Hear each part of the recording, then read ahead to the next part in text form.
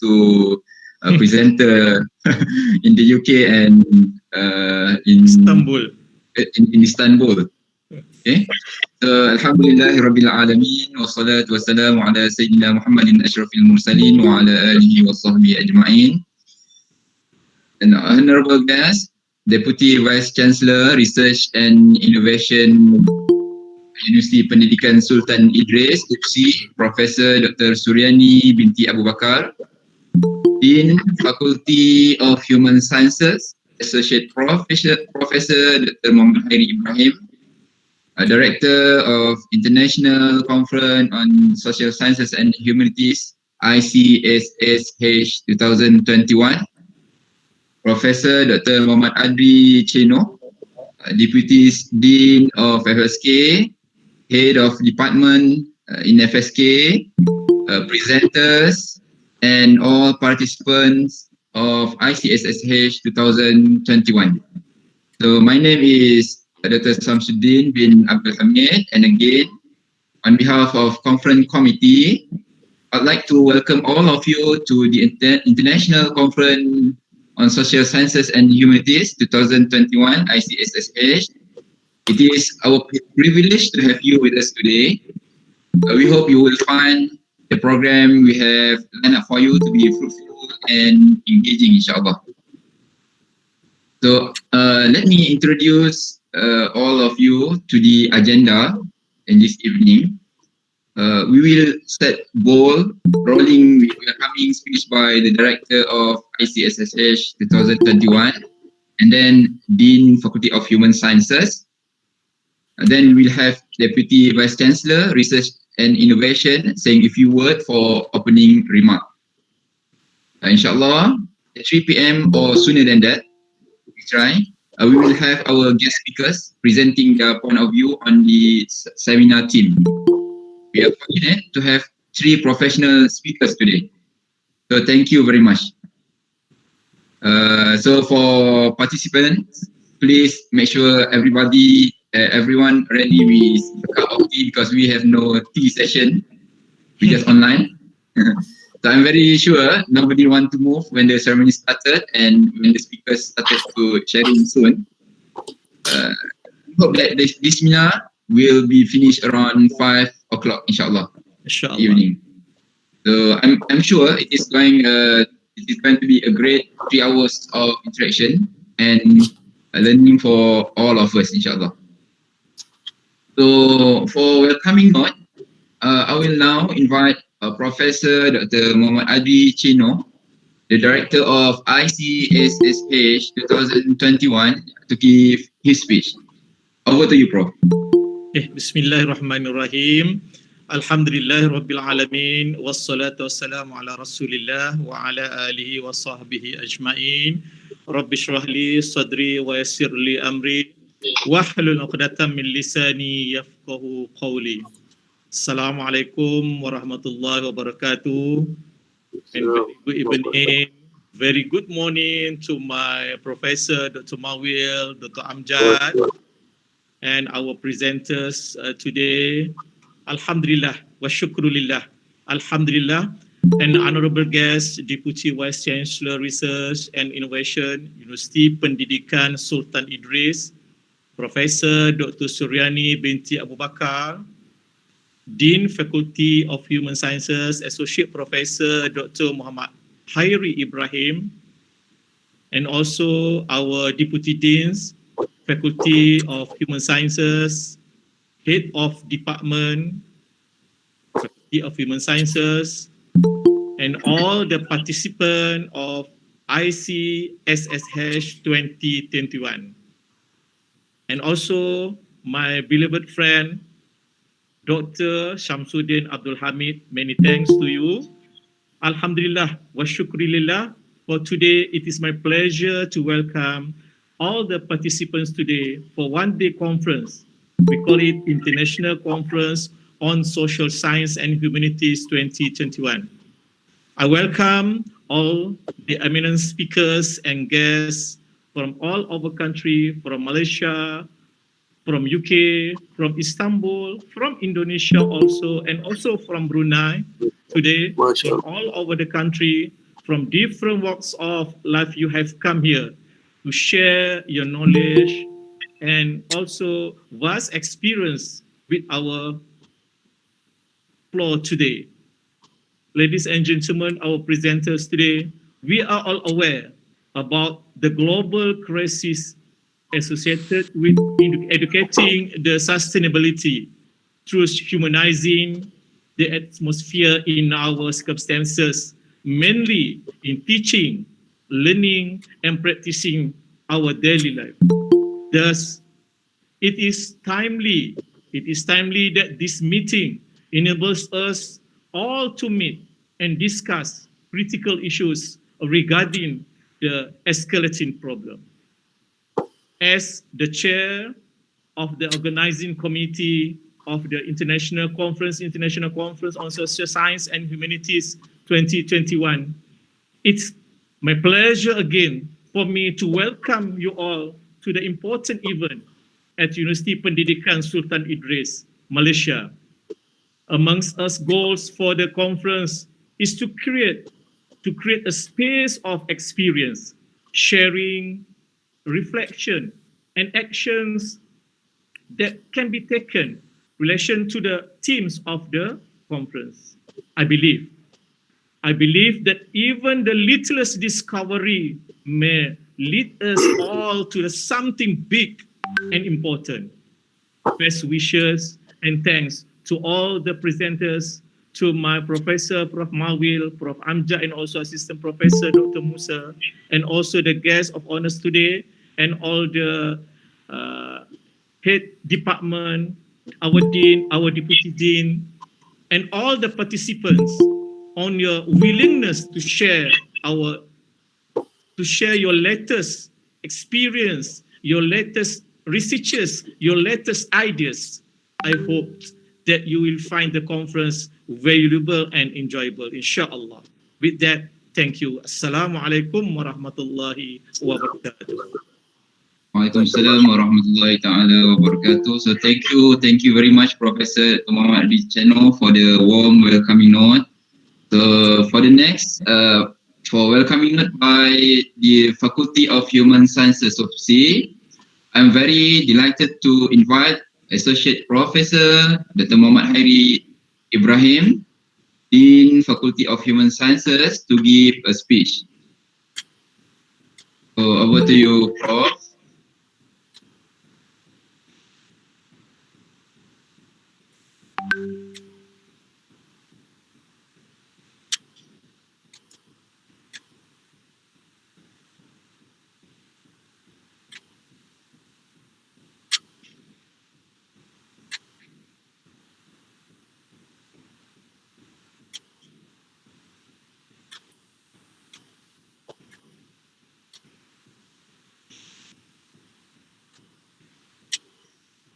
We hope we can hear soon, inshallah.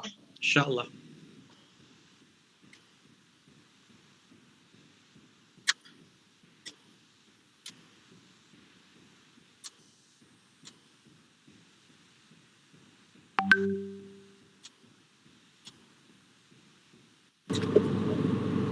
Assalamualaikum warahmatullahi wabarakatuh, and good afternoon for everyone. It is a great honor to welcome all of you to this fruitful International Conference of Social Science and Humanities 2021. I am delighted to have this opportunity to address and give a warm welcome to the scholars, educators, and stakeholders to sustain our role in society and humanities. It is a great day for us as a Dean of Faculty of Human Sciences, UPSI. It is vital that we have understand the strategic way to expanding the sustainability through education for humanities and societies. It is important that the collaborative effort from all of you very well coordinated to make the conference successful. By participating in this conference, we can adapt the changing trends to form new ideas and vision in society. I hope that this conference will generate even stronger commitment to achieve our goal through strategic partnership with stakeholders, industries and communities. I am taking this opportunity to thank Professor Datuk Dr. Ma'amin Maktaf, Acting Vice Chancellor, for this golden time to become a guest of honor and deliver the opening speech. We hope our conference will achieve this objective and will be prestige annual event for Faculty of Human Sciences. Thank you very much. Wassalam.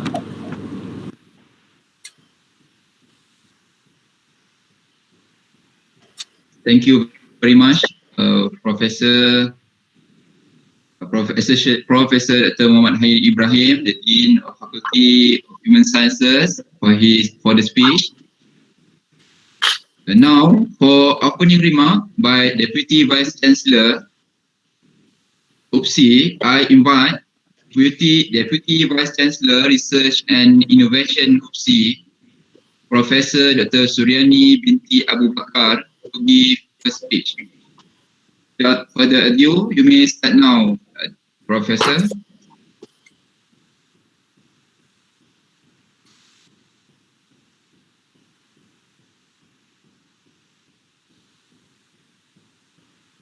Assalamualaikum warahmatullahi wabarakatuh. Good afternoon, everyone. It is a great honor for me to be talking with you today on this very exciting occasion on International Conference of Social Sciences and Humanities ICSSH 2021. I'm delighted to have the opportunity to address such this great discussion among the scholars, educators, and stakeholders in terms of sustainability for societies and humanities. I sincerely thanks to the Faculty of Human Sciences, FSK, for hosting this important conference addressing the sustainability for humanities and societies. Especially Deans of FSK, Associate Professor Dr. Muhammad Hairi Ibrahim, Chair Conference Professor Dr. IDRIS, and all volunteers who have fully worked hard to succeed this conference. UPSI through FSK is committed to working in partnership with the government agency, NGO, to initiate the sustainability for societies and humanities, mainly through education empowerment. By bringing to the table our global expertise in building strong institutions and the rule of law and on poverty eradication and environmental protection. By listening, we can adapt to changing trends and respond to the new ideas in society. The major driver behind our transformations has been our strategy to listen, observe, monitor, and then act. Thus, at UPSI, we have been able to implement a thoroughly unique curriculum, one that aligns directly with the needs of society. We hope that today's conference will generate even more stronger commitment to that achievement goal. We will do whatever we can to contribute, recognizing that much more can and must be done to ensure the sustainability can go further by strategic partnership from education, industry, and community engagement. Thank you very much. Assalamualaikum warahmatullahi wabarakatuh.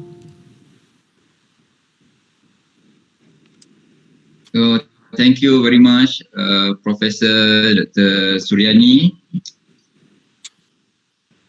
Inshallah, this is a very brilliant speech. Inshallah, this is also a great opportunity for us to collaborate with researchers from UK and Istanbul and other countries as well. Inshallah, for the near future. Inshallah. Sure.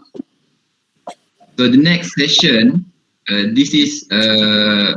next session is for presenting article papers from our guest speakers.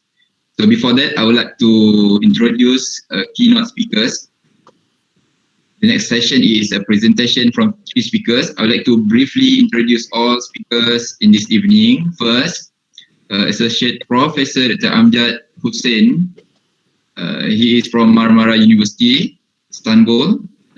And then the second presenter is Professor Dr. Mawil Izzuddin from University of Wales, Trinity St. David. And the third presenter is Assistant Professor Dr. Musa Abdulaziz from Muslim College, London. So on behalf of the committee, I'd like to thank all the presenters in this session. We have to appreciate them for their willingness to join us today. First, because we know that we have a very big time differences now. I think the time in the European part of the country at least 5 or 6 o'clock in the morning now. 6 o'clock again. Yeah. And in Istanbul at 9 o'clock in the morning now. So without further ado, we are privileged to have our first guest speaker today for this evening, Associate Professor Dr. Amjad Hussein. So he is from Marmara University, Sambut Turkey. Let's hear from him his experience on the topic, the possible alignment of contemporary alternative. So is that the correct title, Prof? Yes, that is the correct title. I'll just try to add the PowerPoint slide now.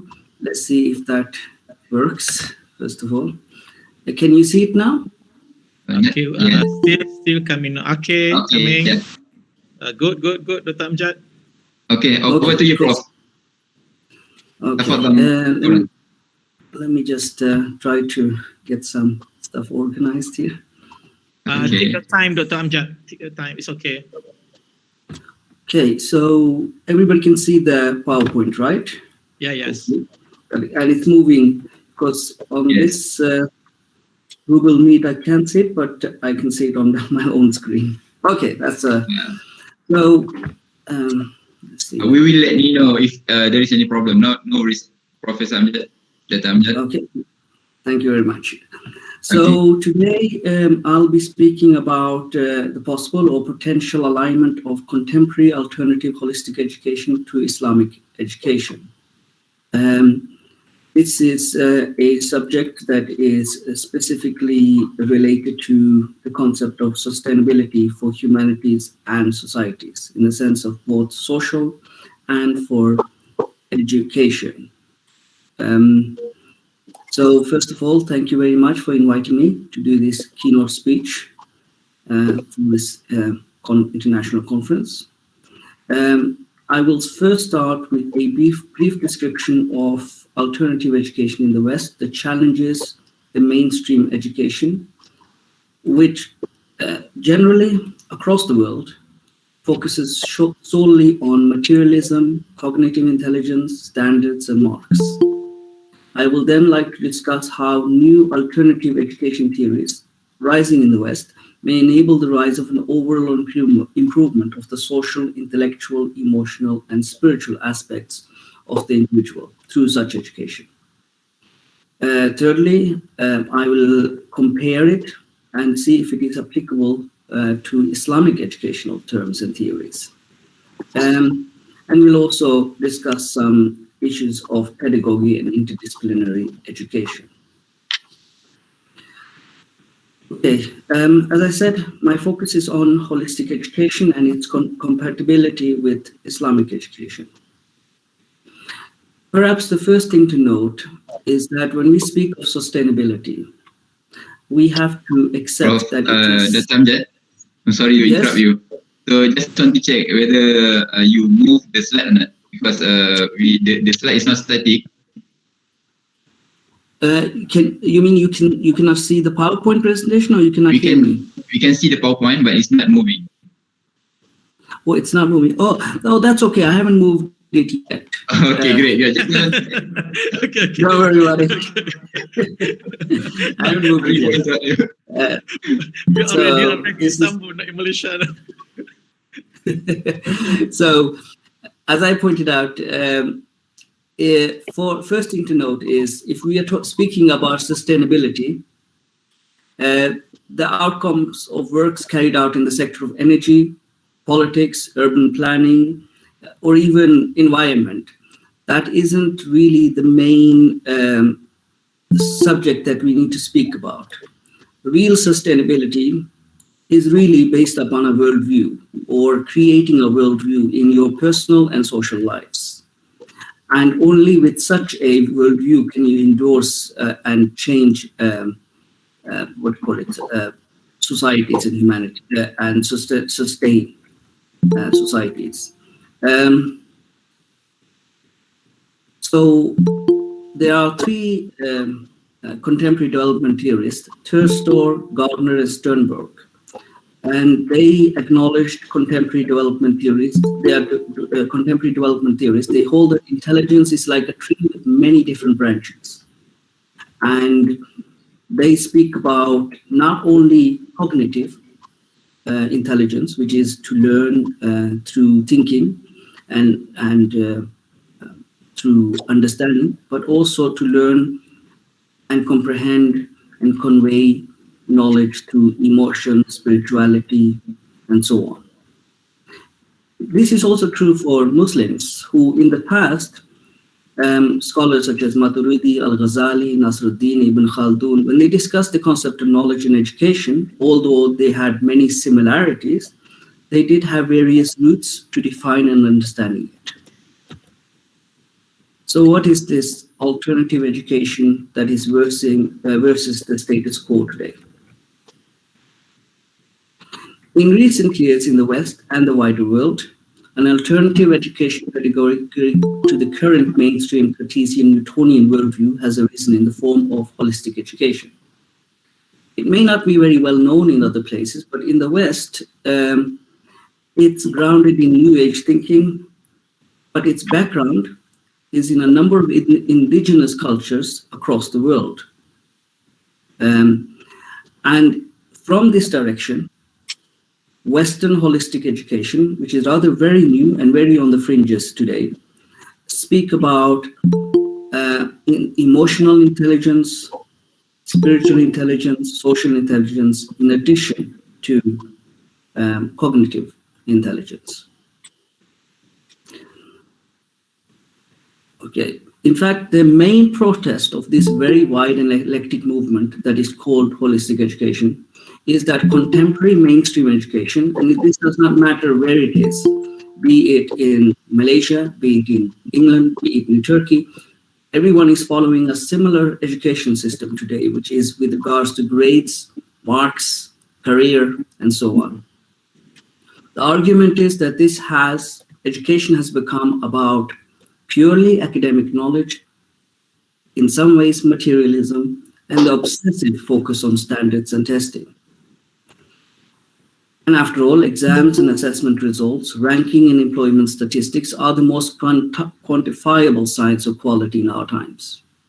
But the truth is that there are no evidence that this leads to quality of education. Moreover, this quality is incessantly quantified by cognitive intelligence alone. Yet, there are several approaches to understanding intelligence. And some of these belong to indigenous cultures. For example, Islamic society itself has an idea of what is knowledge, what is intelligence. Of course, each approach is distinct, focusing on different aspects of what is known as intelligence. There's academics that are studying holistic education have divided numerous ways to understand intelligence. One of them is cultural, contextual way. And perhaps that is the best suited for Muslim world, where a cultural context defines what constitutes intelligence. And the question we have to ask is cognitive intelligence, meaning simply learning the facts, even thinking critically about it, is that all that education is about?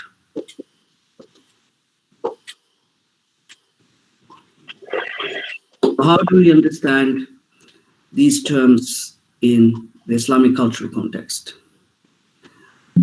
It appears recent research in alternative education may even shed some light upon not only the Arabic educational principles found in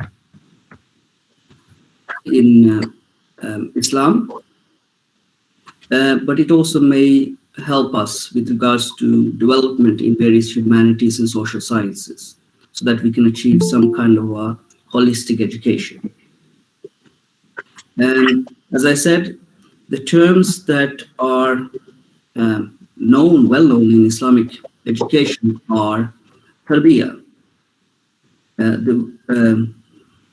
which is the social character development of an individual; ta'lim, which refers to an acquisition of revealed and accrued knowledge; ta'deeb, which refers to acquiring virtues, good polite manners and behaviors; and marifa, referring to the attainment of wisdom or spiritual knowledge through tazkiyah and the grace of God. Yet it is initially imperative to admit the fact that Islam is a religion whose civilizational growth expanded rapidly from the early years of its faith throughout the whole world, and it covers, at least historically in majority numbers, it covers at least an area of 3 continents. Islam is therefore a faith, a way of life in more than 3 continents in numerous countries with majority population. No development in education today can ignore the fact that Muslims live and experience their living world in a very wide geography, and therefore have numerous cultures, numerous languages, and of course, nation states.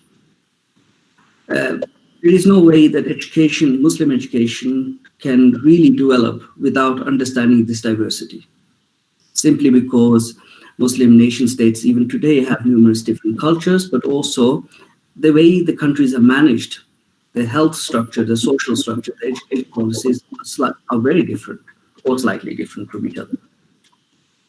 Yes, yet the basic groundwork for education for Muslims, there are some similarities there, which is these Arabic or Islamic terminologies, educational terminologies of tarbiyah, ta'lim, ta'deeb, and marifa.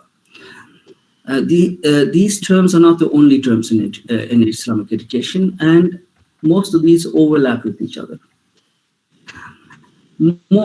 I believe that more than enough has been written on these Islamic principles from the theological and traditional aspects. Instead, let us look at what's happening with regards to contemporary alternative educational theories arising in the West. The argument that arises from these alternative circles of educational theories is that academic or cognitive intelligence has for more than 2 centuries been the only main focus of our contemporary education. Although it has its benefits, there seems to be continuous widening lack of moral values and the non-materialistic approach in everyday education.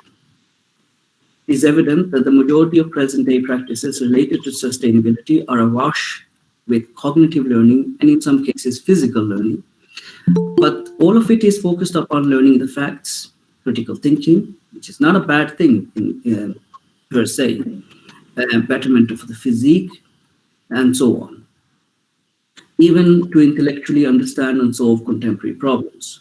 All of this is not in any way a bad thing. It is cognitive intelligence being taught across the education system. Yet, what is truly missing is the building block in education that promotes not only cognitive intelligence, but also emotional intelligence, spiritual intelligence, and even social intelligence. For example, one educationalist called Raj argues that such holistic education theories adopt the integration of ideals arising from numerous types of spirituality and humanism, which is rejected by mainstream education.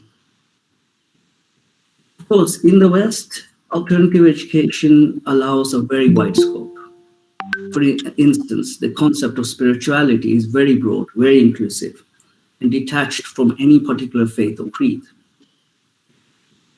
But in the Muslim world, these ideals of intelligence, spiritual, be it spiritual, emotional, they can only truly promote specific theories that are in line with Islamic texts and Muslim experience, of course.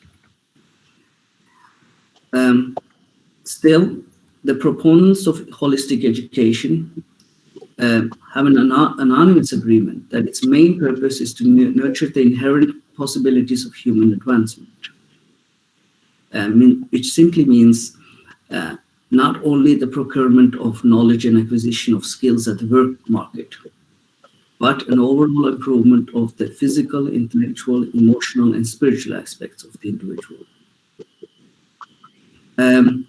In fact, even in holistic education coming from West, there is a missing point here, which is social intelligence is not spoken about in much detail. Perhaps this is because Western culture is very individualistic. And in Islamic terms, there is no question that social intelligence, how to be social with each other in the most politest manner, would be very important. So now let us look at these intelligence redefined. Intelligence is normally only defined as somehow learning knowledge and then being able to critically think about it and then be able to respond to it. However, there is a new ideas of intelligence that is promoted by this alternative education.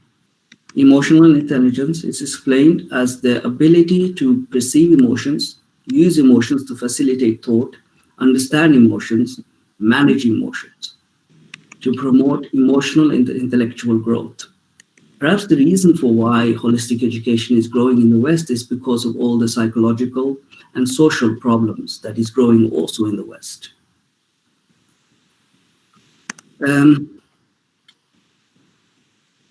Emotional intelligence, which is known as EI, is how we may use our emotions appropriately, control our emotions. For instance, the Prophet Muhammad ﷺ is famous to have said, when somebody asked him about how to behave, it was, and I'm paraphrasing here, of course, do not be angry. What is anger? Emotion. Now, where in schools do we learn not to be angry? We learn to be disciplined, but where do we learn not to be angry? So how to control your anger and emotion at a certain time and using passion at a right time is something that should be taught. And that is known as emotional intelligence. When somebody bullies you in school, for instance, how do you respond? That is an emotional response, not an intellectual response. It is not cognitive thinking that will deal with the emotions of bullying. The West has somehow lost these abilities because it's focused simply on cognitive thinking. Islam was a holistic educational, has always promoted holistic educational theories. And so it is more related to this alternative education that is now being promoted by fringes in the West, rather than the education system that has been promoted for the last 200 years. Now we come to social intelligence. According to Thorndike, who is an early 20th century thinker in the West, who came up with the concept of social intelligence, for him, the concept is dealing with intelligent interaction of others. It is the ability to perceive and respond successfully to other people's moods, wishes, social actions, be that dormant or inert state of mind and capabilities. Later, academics such as Gardner in the 21st century would define it as the ability to perceive and respond successfully to others' moods, wishes, and so on. That means it is linked to our social control, social expression, social sensitivity. For instance, in modern times, if we came across people of different races, do we feel anger, fear, the concept of strange? In Islam, the concept of stranger, you know, this concept of a stranger is a danger. This does not exist. The concept of stranger is linked with hospitality. In the West, it is totally turned upside down, meaning social intelligence isn't being taught how to understand society, how to be hospitable. In fact, it's the other way around. Goldman, another academic who is discussing social intelligence, describes it as the intelligence we use to proceed in our interpersonal world. We very acutely described our good social relations as much needed vitamins and bad social relations, poison. So if we do not have social intelligence, we create bad social relations over time, and it becomes a poison to us. But if we create good social relations, it becomes like vitamins for us over time. The dark side of social intelligence, meaning if you do not have social intelligence, the dark side is known as narcissism, Machiavellianism, which is growing in the West in a huge way. And in fact, our pandemic period today in many countries have shown how selfish people have been with regards to protecting others. Finally, we come to spiritual intelligence. If cognitive intelligence is about learning facts and thinking, if social intelligence is about interacting, if emotional intelligence is about feeling, then spiritual intelligence is about being in tune with the transcendent and actualizing yourself. According to some Western thinkers on this matter, spiritual intelligence means to be able to know something through multiple ways, and being able to integrate the spirit with the outer life in the world. And there are numerous definitions of it. In the West, of course, spirituality is understood very different from what it is understood in Islam, which is specifically related to Islam. So we come now to how does this relate to the principles of education in Islam, with Islam? It is clear that Islam as a faith has always promoted holistic teachings. You can find it in any source, be it the Quran, the Hadith, the life of the Prophet, and so on. Although transmission and advancement of knowledge are very highly regarded in Islamic tradition, it has never truly been separated from altruism, virtuous life, spirituality, wisdom.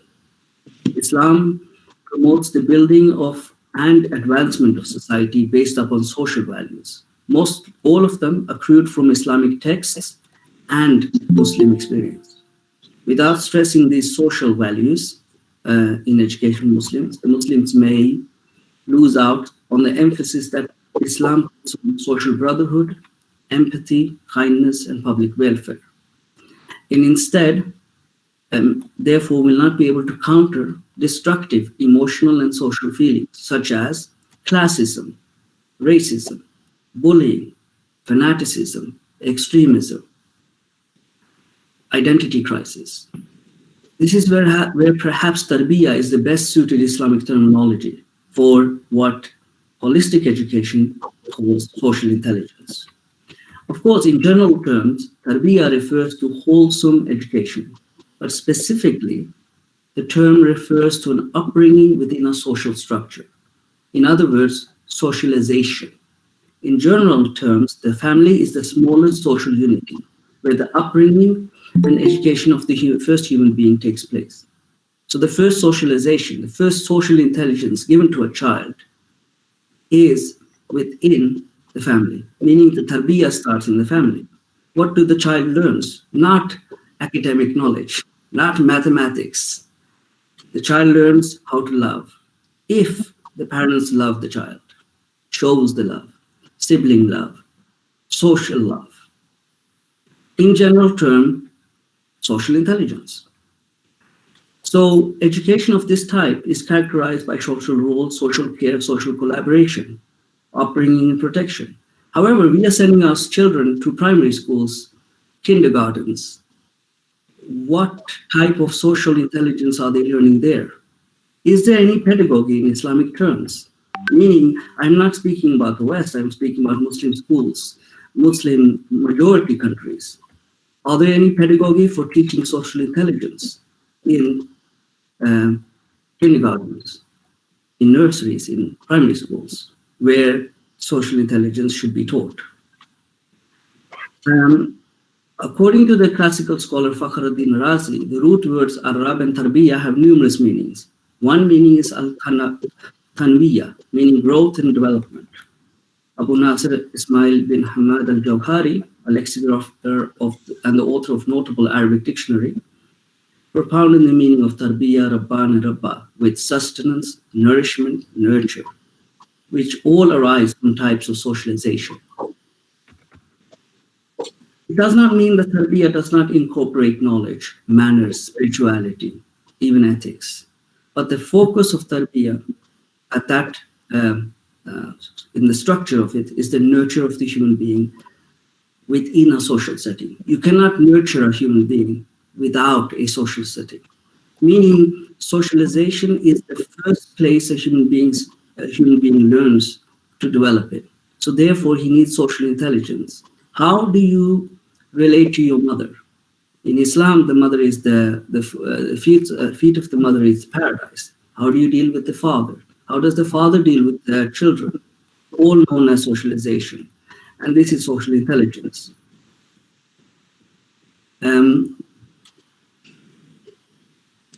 Do I still have time? Please go ahead, Dr. Amjad. Please go ahead. Okay, so as I said, it is through such development that a human being may understand the concept of socialization, social justice, which is on adl, and communal participation, known as shura. But much of these studies, research on these subjects, are being done in the West by people who are promoting holistic education. I don't mean tarbiyah here, I mean social intelligence. Goldman maintains, for example, that human being, according to the latest findings in even biology and brain science, is pointing towards being wired socially. Human beings, he says, have a built-in predisposition towards empathy, collaboration, altruism. But the condition for such predisposition is to thrive. For that to thrive is that human beings have to develop a social intelligence. This is very similar to what Naqib al-Abbas maintains, that human beings are encouraged to do in the Quran, which is to lower the wings of humility based upon the love that parents show them. Meaning, social intelligence can only develop if the right conditions are there. With the number 2, which is ta'aleem, and that comes under the rubric of acquisition of knowledge and thinking, cognitive intelligence. And there is no doubt that schools and so on are delivering on this intelligence. Of course, rationally thinking, learning knowledge, tradition, and so on. The history of ta'aleem can be found throughout the history of Muslim education under various religious and non-religious sciences. And they've been transmitted and developed over numerous centuries. Acquiring knowledge is therefore well documented within Muslim history, but it was never ever divorced from moral and ethical commitment, which is where the term ta'deeb comes from. The term refers to the awakening of the moral and ethical values within the student and should be seen as the education of emotional intelligence. Now, one would argue that maybe ta'deeb needs learning of morals and ethics. How can that be connected to emotional intelligence? The answer to that comes to perfect a character, which is what the famous hadith of the Prophet Muhammad says, I was sent to perfect character.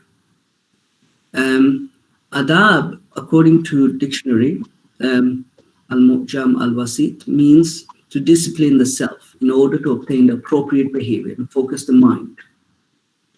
What is the person perfecting? His character is in relation to God, in relation to creation, and in relation to himself or herself.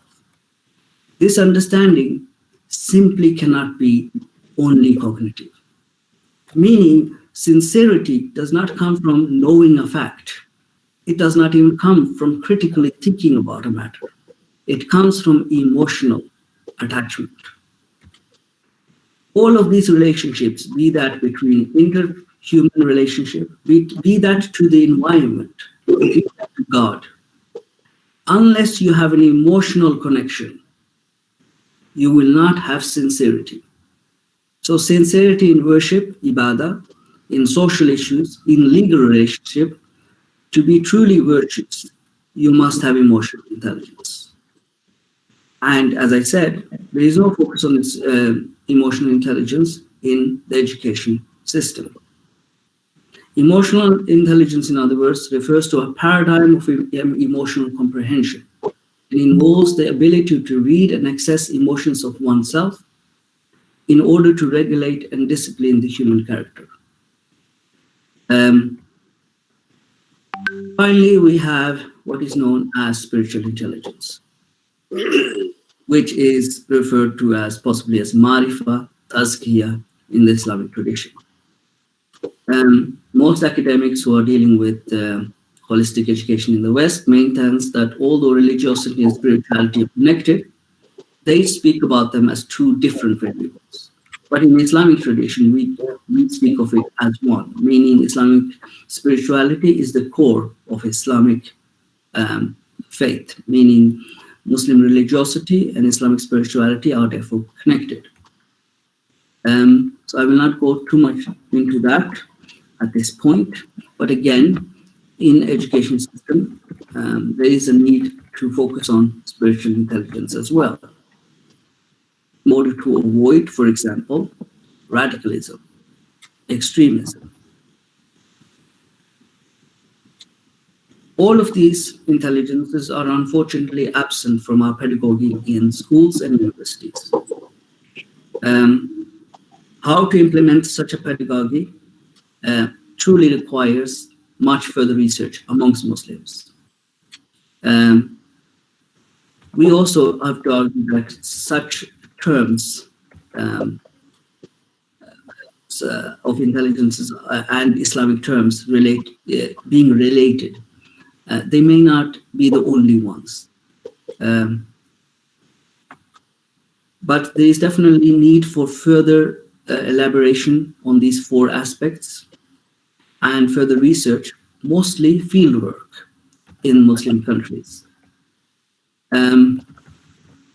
Maybe it's also important to understand that schools and universities may, in some ways, misconstrue education for the learner.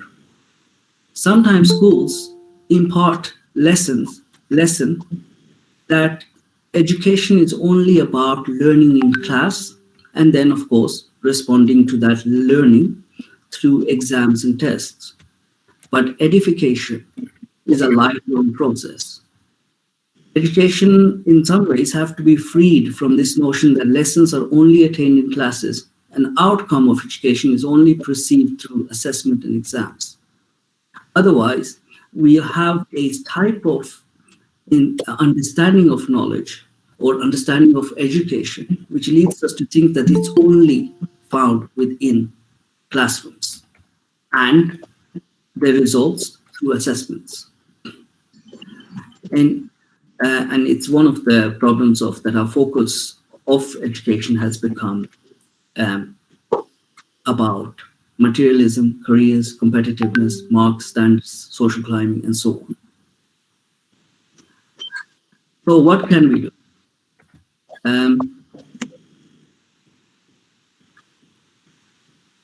Before I go on, as I pointed out, what is clear is that recent development in the West has pointed out that when coronavirus pandemic arose, much sign of narcissism, selfishness, and materialism has been demonstrated by countries that have been recognized to have some of the highest universities in the world, highest marks, highest grades. And that, in fact, demonstrate that excessive focus on only cognitive intelligence in education, exclusive of social, emotional, and spiritual intelligence, can be very destructive to the ethics and moral value of any society. Finally, I like to say that to develop education, we still need cognitive intelligence. There's no doubt about that.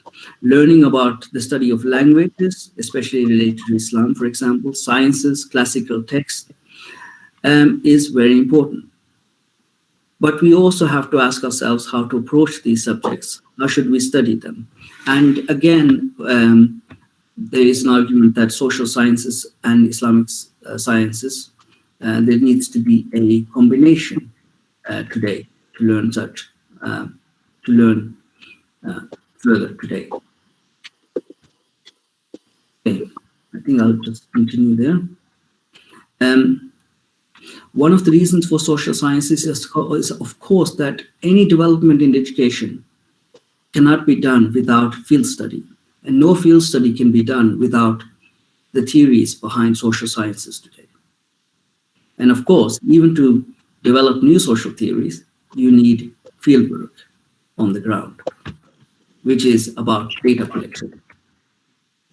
So my argument is that we can speak about the theory of intelligence and development of spiritual, social, and emotional intelligence. But for us to find out what is truly happening on the ground, field work needs to be taking place in majority Muslim countries, especially in the education arena, to find out what kind of pedagogy is being taught, what is missing, what is being done very well, and so on. Okay. As I said, any change or implementation of change must be done once data is collected. Okay, maybe you can wrap your conclusion. Yes, now this is my final PowerPoint slide. Pedagogy goals in education. There is a desperate need for blueprint course design to explain how various subjects found within our education what are the aims of it. I believe that there is a need to create a rationale for education that includes not only cognitive, but emotional, social, and spiritual intelligence, meaning there is a need to focus on tarbiyah, ta'deeb, and marifa. Okay, I think that ends it. As I said in this PowerPoint slide, the final one, is that to avoid such contemporary issues as excessive capitalism. I mean, you are living next door to numerous very wealthy countries, Singapore, for example, Dubai, and so on. They're not representing what we would call social values or spiritual intelligence or even developing emotional intelligence. There is a need to understand that Muslim countries are over time, such as Turkey, going to be very wealthy. And in some ways, capitalism is rising, excessive capitalism, narcissism, neurosis, identity crisis, addiction, and addiction not only to such things as smoking or drugs or alcohol, which to be honest, Muslims have contained very well, but addiction to computers, addiction to mobile phone, addiction to computer games, and other such things as agnosticism, atheism. How to develop against these would not only cognitive intelligence will be needed, but all other types of intelligence, which unfortunately are not being provided by our education system that has been around for 200 years. So I would like to end my speech talk here. Thank you for listening. Apologies if it became too long. I don't know if you want to do question and answer session now or just leave it until the end. Yeah, we will leave until the end of the session. So for now, we will invite all speakers to give talk. So that's all from Dr. Amjad. Thank you very much, Dr. Amjad. It was a very precise and relevant presentation. I'm sure all of us in this room relate to each and every word that you mentioned. Thank you for sharing. So yes, we agree that we have a problem, and I think as far as concerns, we also have a very good tradition in the past, especially among Muslims. So maybe if I can reflect in the past, we have, for example, Al-Biruni in his book, Asar al-Baqiyah, he himself, when he wrote about astronomy, but he started with sociological background. So I think it's related to what you said earlier, that that we have a tradition, and somewhere we lost it, and now we should try to find it again. Okay, so I'd like to invite our next guest speaker. Allah will leave it to the end of the session. We'll ask the question. Now, invite Professor Dr. Mauzuddin. Professor is from University of Wales, Trinity St. David. So we are extremely honored to welcome Prof. Dr. Mauzuddin to present the topic Allah, Authority and Islamic Education, toward a new understanding for Ghazali's legal theology. Is that correct, Professor Mauel? Yes, that is correct. Yes, can you hear me very well? So, okay, Prof. تفضل مشكورا. بسم الله الرحمن الرحيم. الحمد لله رب العالمين والصلاة والسلام على أفضل الأنبياء والمرسلين محمد وعلى آله وصحبه أجمعين. I'm going to rely on Professor Adri in displaying some of the slides that I have. Inshallah. Okay. Basically, first of all, I would like to thank your university and establishment for organizing this eminent conference and inviting me to present a paper on it. I would like to ask the chair, how long do we have to speak? Time do we have? Do you have half an hour? About half an hour, yeah, half an hour. Okay. If you can make it shorter, then better. Okay. The main theme I actually would like to discuss is displayed in the next 3 slides, which summarize really the paper, which I assume has been given to you all. I would like to summarize the entire lecture before I start, that my main purpose here is to look into the fundamental ground on which we can understand and achieve a better education, and most importantly, knowledge for the Muslim Ummah. And the paper or the presentation is obviously going to be condensed than the paper that is given to you. The idea is to speak about the fact that the most important element in our education is the authority of Allah subhanahu wa ta'ala. And I will try also to speak about one of the most eminent scholars in the field of Islamic education, which has already been mentioned by Dr. Amjad Al-Ghazali.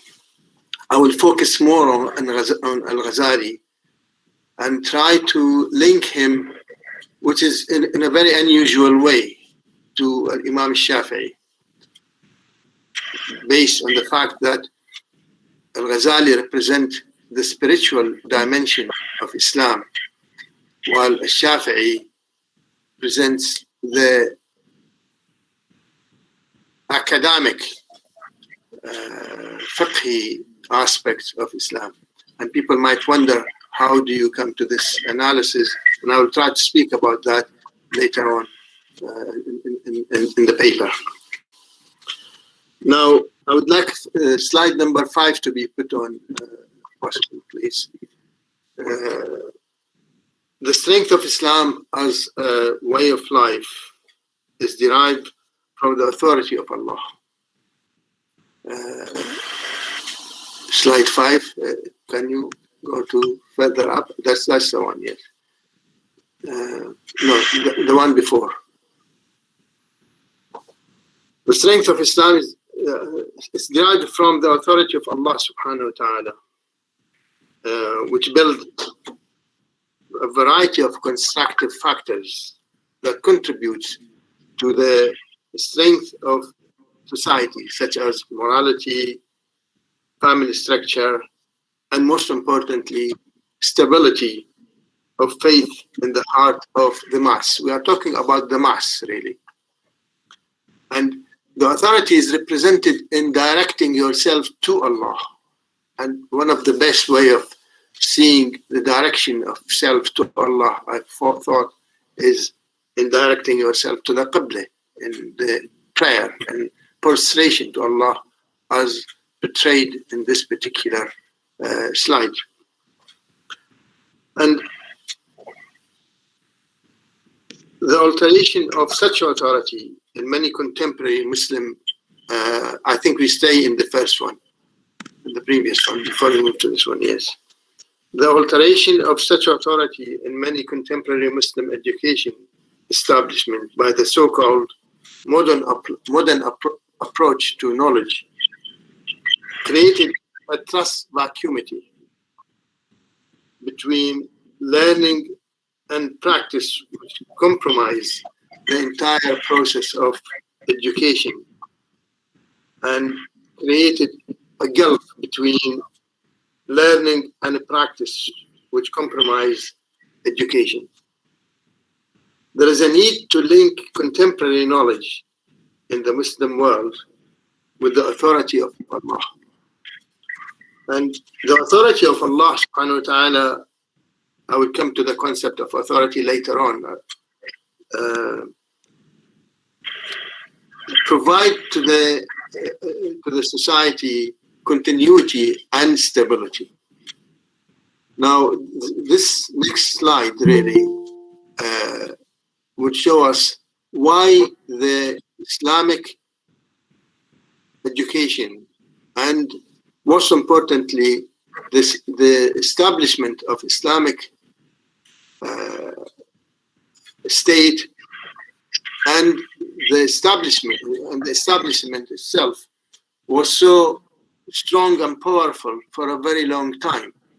Now, the slide that we have represent two examples of two civilizations. The first one is the Islamic civilization, and the second one is the Roman civilization. And you see that if you see there is one side is the height, represent the height of civilization, and the second linear line represent the time that such civilization has lasted for.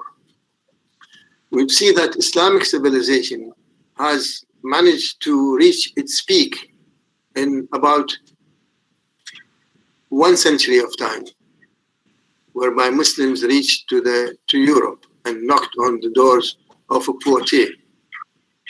And the Islamic civilization collapsed in almost 5.5 centuries, which represent, if you see what, can you see my pointer? Can you see the arrow? Or no, sir. Can't see the so point. this is the height of Islamic civilization, and this is the linear line which represent the number of time. So this is almost 100 years, and this is here which represent the length that Islam lasted, which represent about 650, the end of it, when the Mongols invaded Baghdad. So this represents 550, probably 65, whereby the Roman civilization took almost 100 years, took almost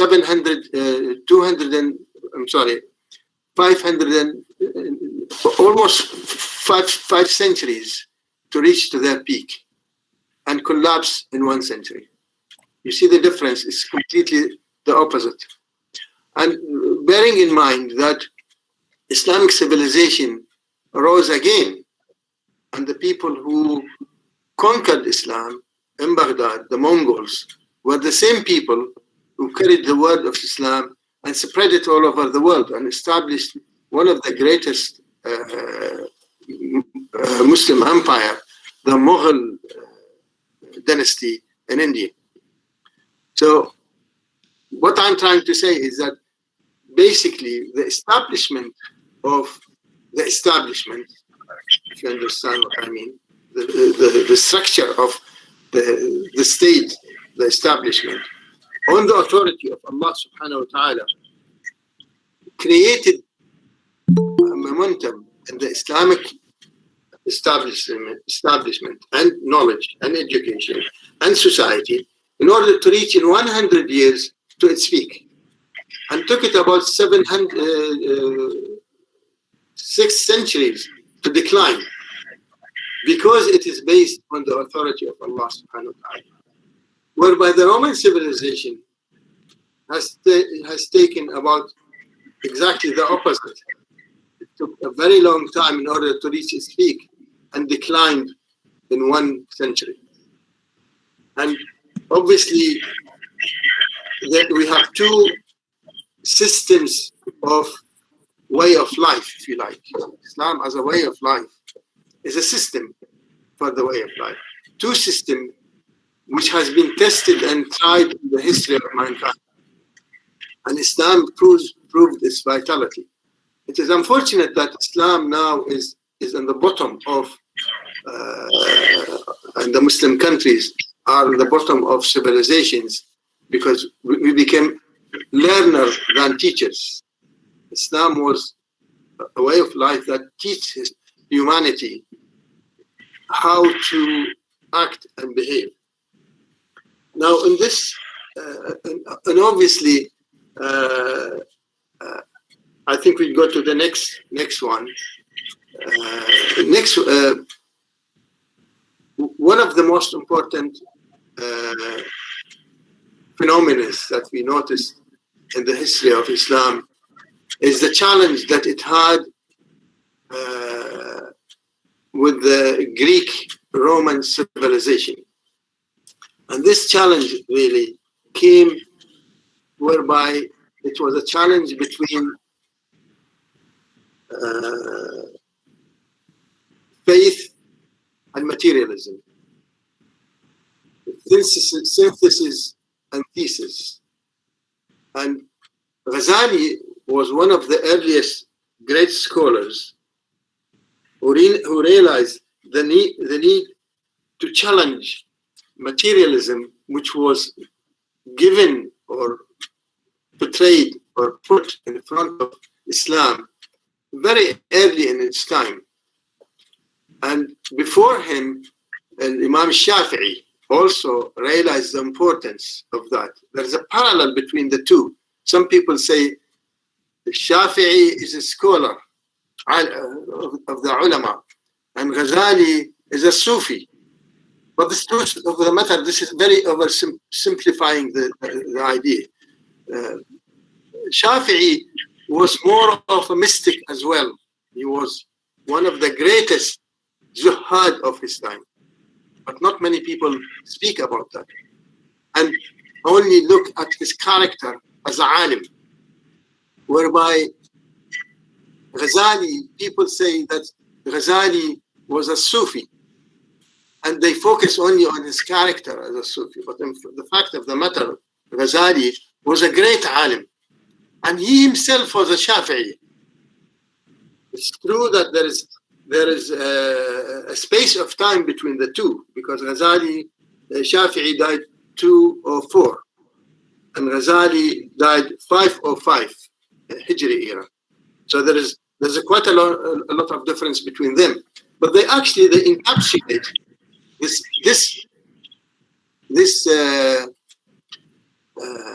relationship, which is needed to go to the authority of Allah. Both of them apply the authority of Allah in a different way, or in a different methodology.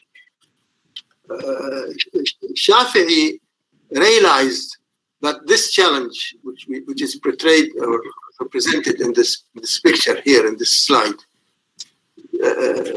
this challenge is really not a challenge of only to civilization, but also it's a challenge of methodology of thinking and how would you apply that in the education of the society.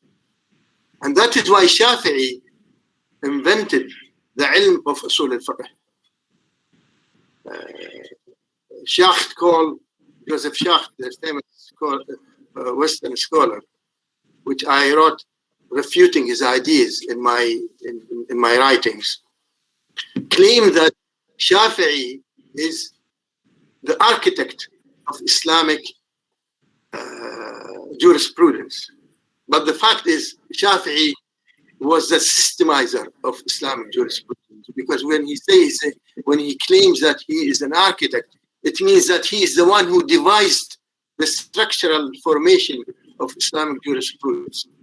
But the fact is that Shafi'i did not devise the systematic methodology of Islamic jurisprudence, i.e. that it starts by Quran, Hadith, or Sunnah, Ijma', Qiyas, and the other methodologies that the ulama has applied. Shafi'i actually found it applicable even before him. The Prophet ﷺ and the Sahaba followed this methodology. So Shafi'i did not construct it. He just systemized it. And Shafi'i was very clever in doing that, and he was very careful in doing that, because he faced philosophy early in his time, and philosophy was the methodology of thinking and applying education. So he decided that he is going to construct Islamic education, Islamic knowledge, Islamic ma'rifah in the form of usul al-fiqh. Now, Ghazali, when he came, he decided, and Ghazali, by the way, he's a Shafi'i himself. So when he came, he decided to go back to the authority of Allah subhanahu wa ta'ala. The authority of Allah. The most important thing in knowledge is its authority.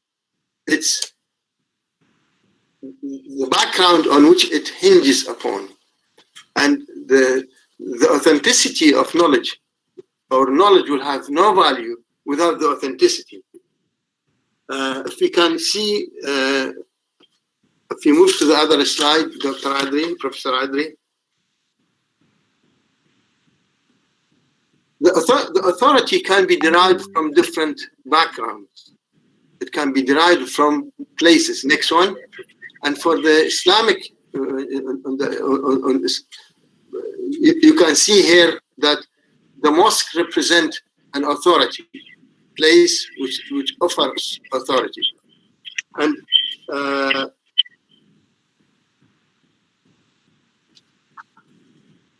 I'm trying to read my handwriting. I'm finding it difficult to read my own handwriting.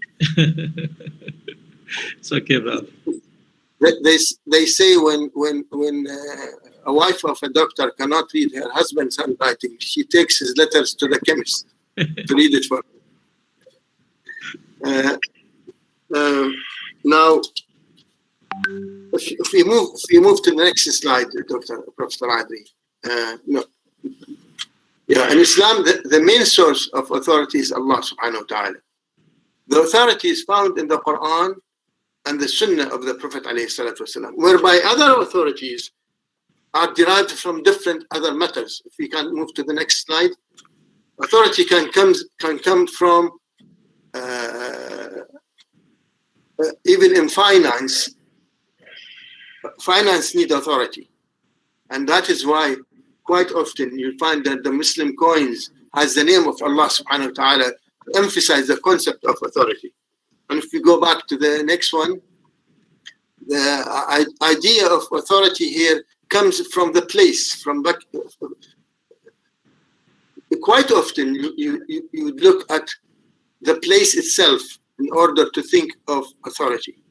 And in Islam, basically, really, the centrality of Islam is derived on Allah subhanahu wa ta'ala.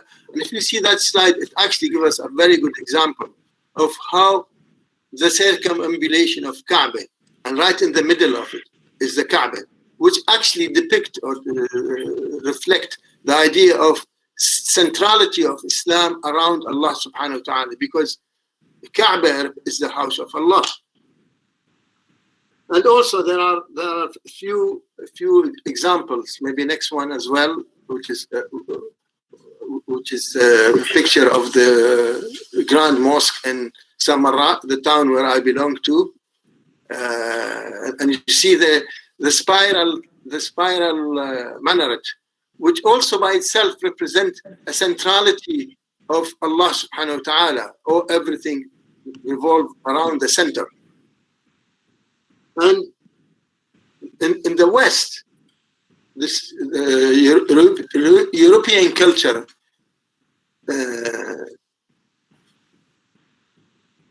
itself has influenced the understanding of Allah, of God, or Allah subhanahu wa ta'ala. And that is why quite often I hesitate to accept the term God to be equal to the name of Allah subhanahu wa ta'ala. Although we can accept them as a starting point, but God is never Allah, because Allah has a lot of resonance, which has completely different background in understanding the concept of God. God is seen in Western culture quite often to be of a perception which is derived from the West itself, whereby in Islam, and we can see the next slide as well, it's derived from قُلْ هُوَ اللَّهُ أَحَدٌ. It's derived from the Allah subhanahu wa ta'ala is Ahad, and He is لَمْ يَلِدْ وَلَمْ يُولَدْ وَلَمْ يَكُنْ لَهُ كُفُوًا أَحَدٌ. The fact that He has no equal give authority a kind of importance, in the sense that when it is applied, then the adherent will follow it and accept its authority. In our time, the problem that we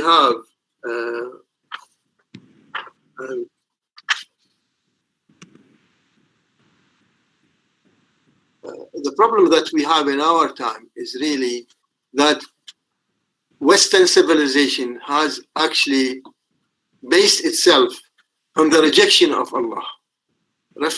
Western civilization rejected God. And when the concept of the divine was skinned off the concept of knowledge, the concentration remained on the idea of materialism, whereby knowledge itself needs both the spirit and materialism. It's like a bird that cannot fly without having the two wings, the wings of faith and the wing of life. And if we can go to the next one, to Imam al-Ghazali.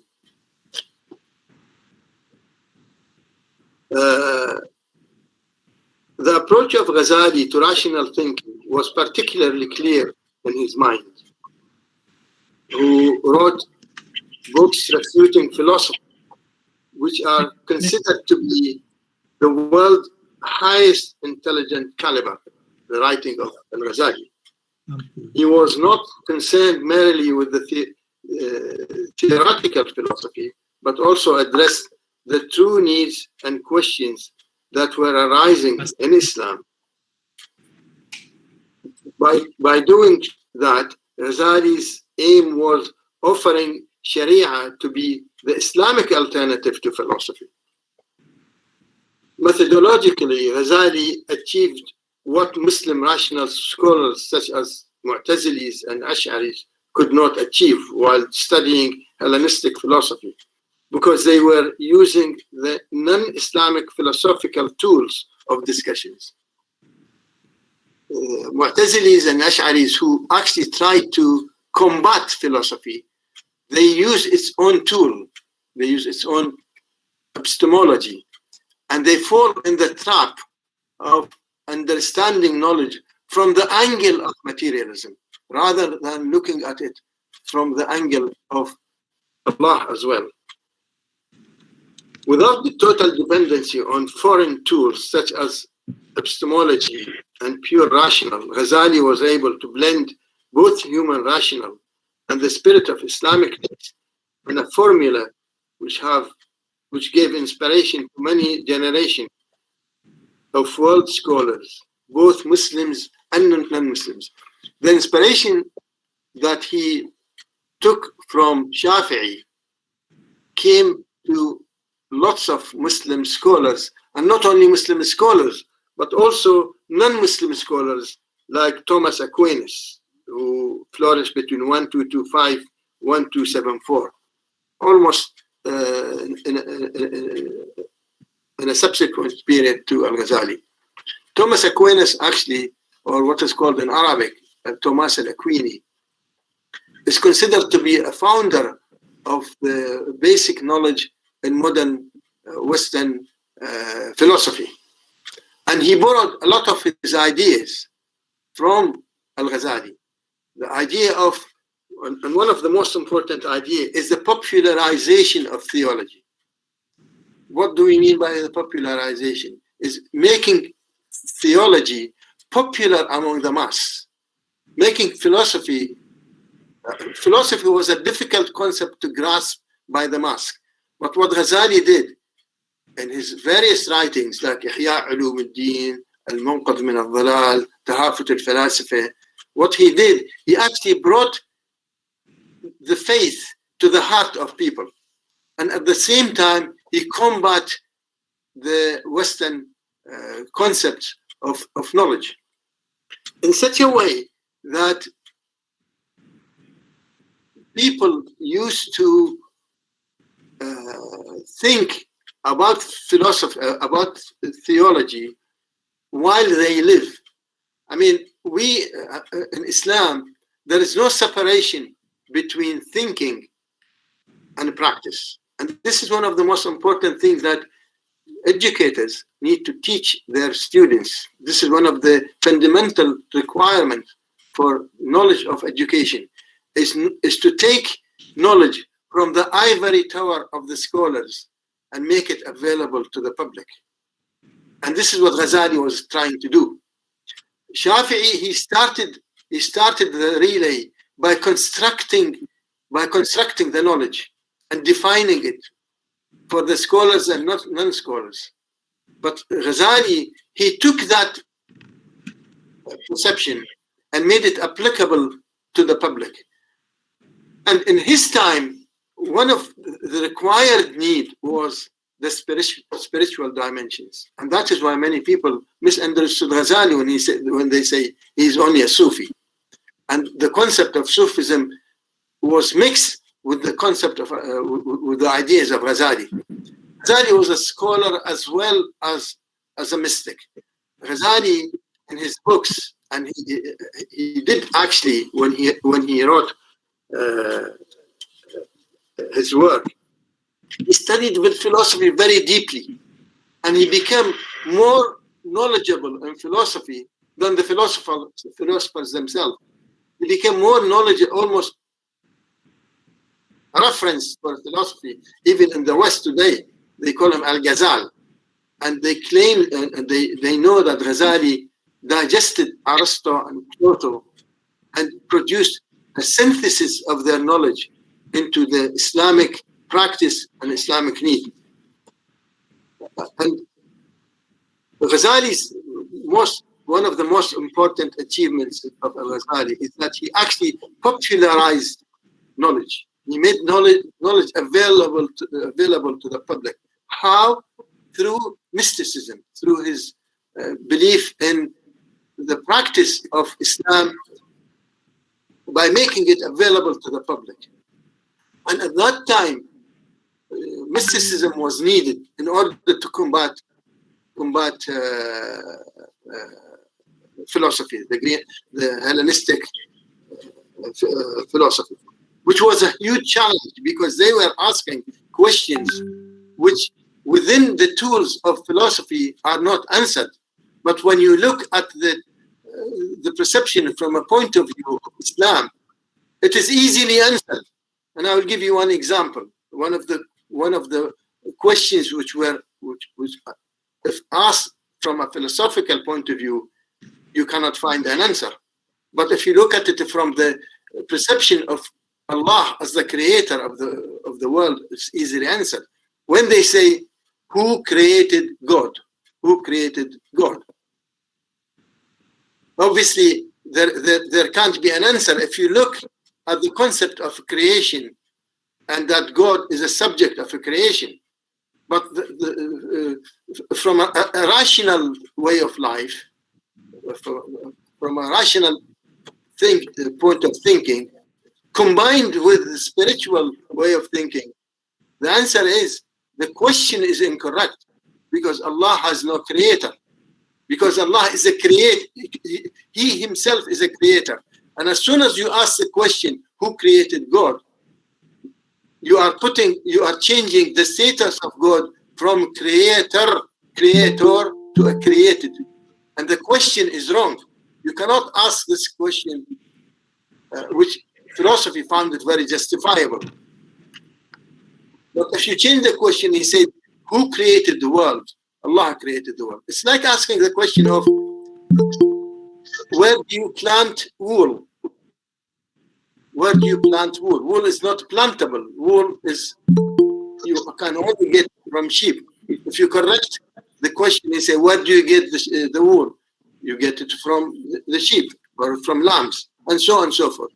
So really, Ghazali was able to answer the questions of the bewildered mass. And in our time, really, there is a need. If we move to the second slide, yes, this one. I'm so sorry. Can you wrap the discussion in a few minutes, and then you can continue in the next session? So you can wrap up in a few minutes now. Did I take my time? Okay. Basically, Islam sees the education as strung to Allah subhanahu wa ta'ala, where modern contemporary civilization connects human being to technology, as you can see, and human being leads the rest of creation in the wrong direction, which is the direction of technology, which has no spirit. Finally, I actually would like to go back to the main theme that I started with, the theme that modern education need in the Muslim world need to go back to the authority of Allah subhanahu wa ta'ala, the authority which gives strength and power. Muhammad Ali Clay was I was going to speak about him as an example of how to bring the idea of faith into practice. I mean, there is only one. If you go back further and show the slide whereby you say, "What's my name?" When he was fighting Terrell, he was saying to him, "What's my name? What's my name?" He hit him and say, "What's my name?" Because Muhammad was very important name.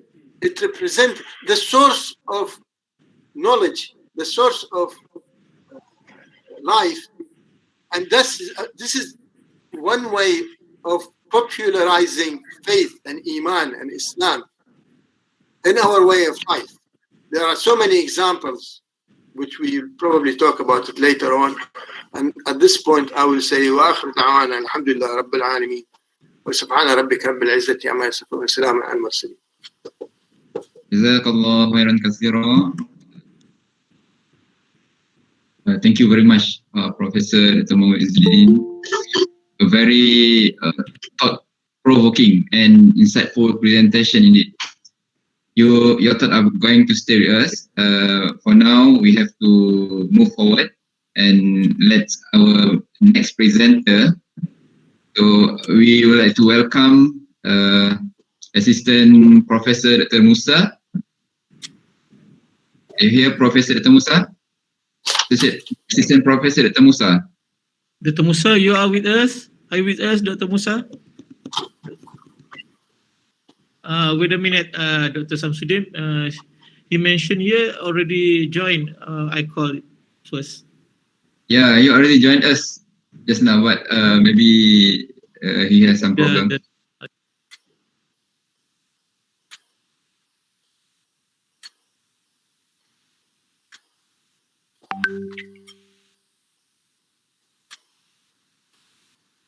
So yeah, this is normal. So we hope we can cope this problem.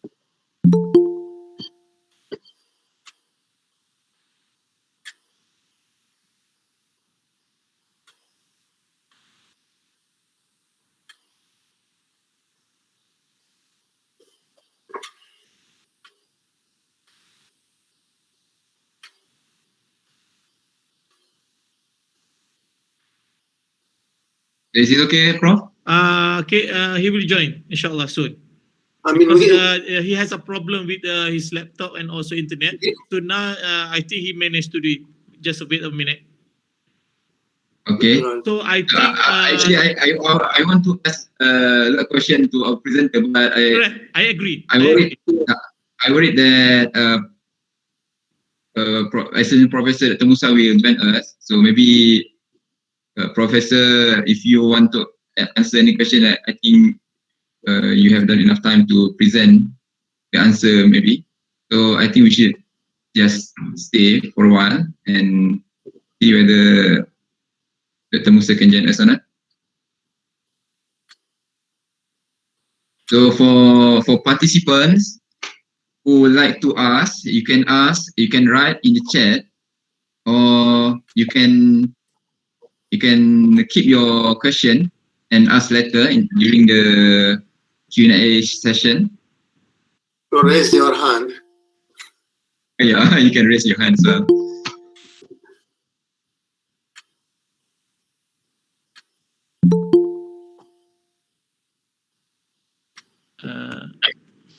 Dr. Samsudin, we can So how is it? we can move to the Q&A for Dr. Amjad. Okay, sure. Okay, before Dr. Musa coming. Sure, because we plan to finish our session at 4:30, so we have about an hour now, so we have plenty of time. So maybe we proceed to the Q&A session. Is it okay, Prof. Mawil and Prof. Anjad? Is it okay? Yes, no problem. No problem. So I invite all. Okay, good. I invite all participants. If you have any question, please raise your hand, or if you want to write a question in the chat, please do it. They don't ask questions, we will ask them questions. Oh no. Okay, it's okay. Some of our participants already have questions, so maybe I can ask on behalf of them.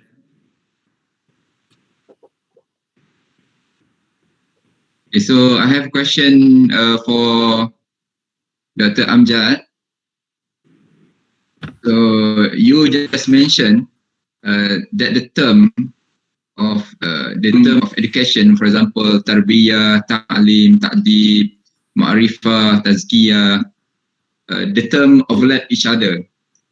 So what is your opinion about the term used in our tradition, in Islamic tradition, Islamic education? Is it all integrate, or some of the term is above one another in terms of philosophical basis, in terms of application? So is it some of the term above one another, or it's all well integrated in the system? So tafadhal, Amjad. Yeah, I think the response is that they are integrated, but of course they can be understood philosophically, ontologically, and so on as well.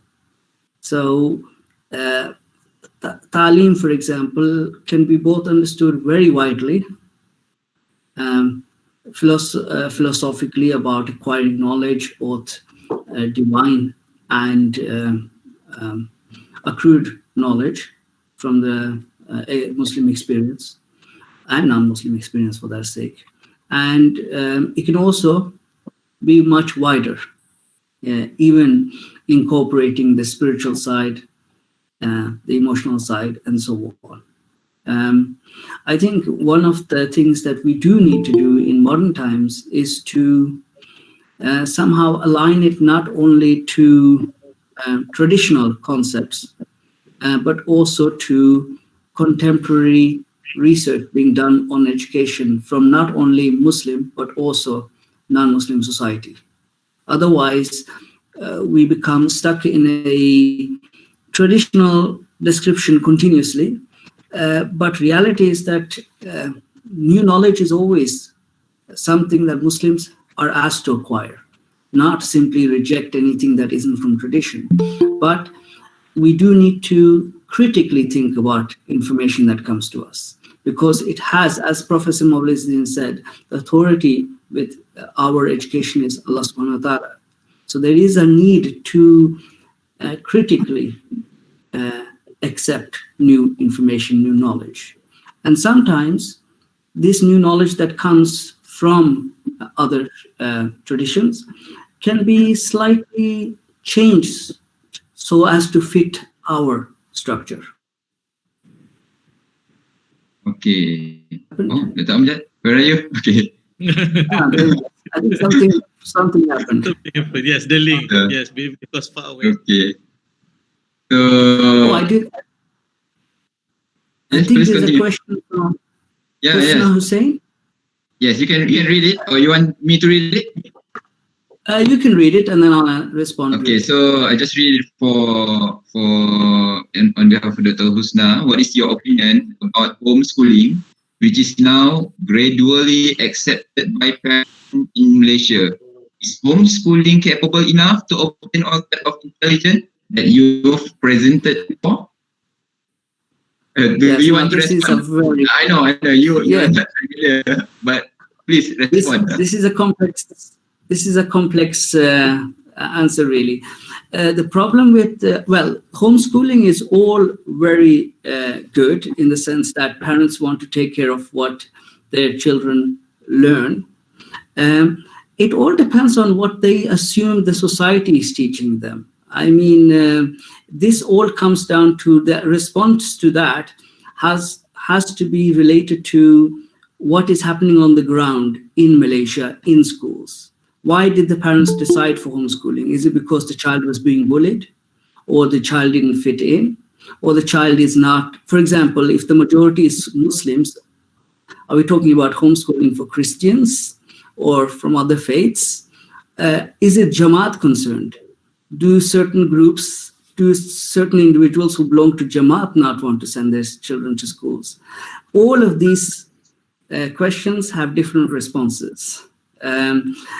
Personally, I do believe that social intelligence is to be found among society. And keeping somebody at home and educating them at home will not teach them how to behave with other children. This question of intelligence can also be as far, you can even speak about gender segregation and respond to the question, is socialization a good thing for girls and boys in primary school, or is it negative? Same question in secondary school, same question in university. The answer may not always be the same. It depends very much upon society, and it depends upon social intelligence. One of the, for instance, in a Muslim society, women and men very much need to learn how to live together. They're 50% of each individual population. If they don't learn how to live together, how are we going to have a very successful society? However, when boys are young and the girls are young, in sense, let's say teenagers, is it possibly a problem to teach them together? Or is it not? at university level, is it a good thing that they are together? Possibly, yes. In primary school, why would you segregate them? These are questions that have to be asked, not simply from purely narrow-minded, but ask questions and then respond to them. Some answer may be yes, some answers may be no, but I think there needs to be a debate rather than, oh, there is only a strict lining. In the West, homeschooling became popular simply because schools were seen as endangering certain morality, certain values that parents had. Are we talking, if this, so homeschooling is a response to something that is happening in society. So so I cannot respond to Malaysia's issues without knowing what are those social issues that are forcing parents to do homeschooling. Personally, I believe that today's schools, be they in Malaysia or in Turkey or in England, are not responding to the social, intelligent, and emotional intelligence of the youth or of the pupils. So personally, I do believe there is a need for change, but homeschooling may be an extreme response. I think that's the best I can say. That's a summary. So that's okay, Prof. I think you open up the discussion, and that means we have to go into deep and find what are the things that we want to find. So that's a good answer. So to be fair, for Prof. Mawil, I also have a question for you from a participant. So is it Dr. Musa is with us now? Not yet. I think he has a problem with the internet. So the last chance, if we finish the Q&A session, we can use only the video call. I can use with Dr. Musa, so I present here. So Dr. Musa, we just hear his voice only. Okay. So I have a question. Q&A first. So I have a question for Prof. Mawil. You mentioned about Ghazali's thought. Nowadays, some of Muslims claim they follow Ghazali's views of thinking or Ghazali's thought, but in the same time dismiss critical way of thinking. For example, some of us only focus on Batiniyah way of understanding world, understanding religion. So what is your opinion about this, Prof? Right. I mean, the answer to this question was in one of the slides that I gave you, which is right at the end. I don't know whether you can. It's a picture of a date number 25, date palm, and a man and a school. I'm worried that Prof. Adri is busy with Prof. Musa. I try to find your. Okay, sorry. I just message to Prof. Musa again, Dr. Mawil. Yeah. It's slide number 25. Can you put it on? Okay. Wait a minute. Basically, really, the slide represents a picture from Al-Mustansariya school. Represent a tree, a minaret, and the school itself of Al-Mustansariya. And that really projects the concept. It's 25. It projects the idea of if you like, it is a kind of holistic approach in Islam to it's the last one. It's right at the end, 25. The holistic approach to Islam, which combines the spirit, the body, and knowledge. And Ghazali, although he was speaking about quite often about the spirit and about Sufism, not this one, the one further up, right before the end. This is the one. Oh, this is the one. Okay. No, you moved further. The one before that.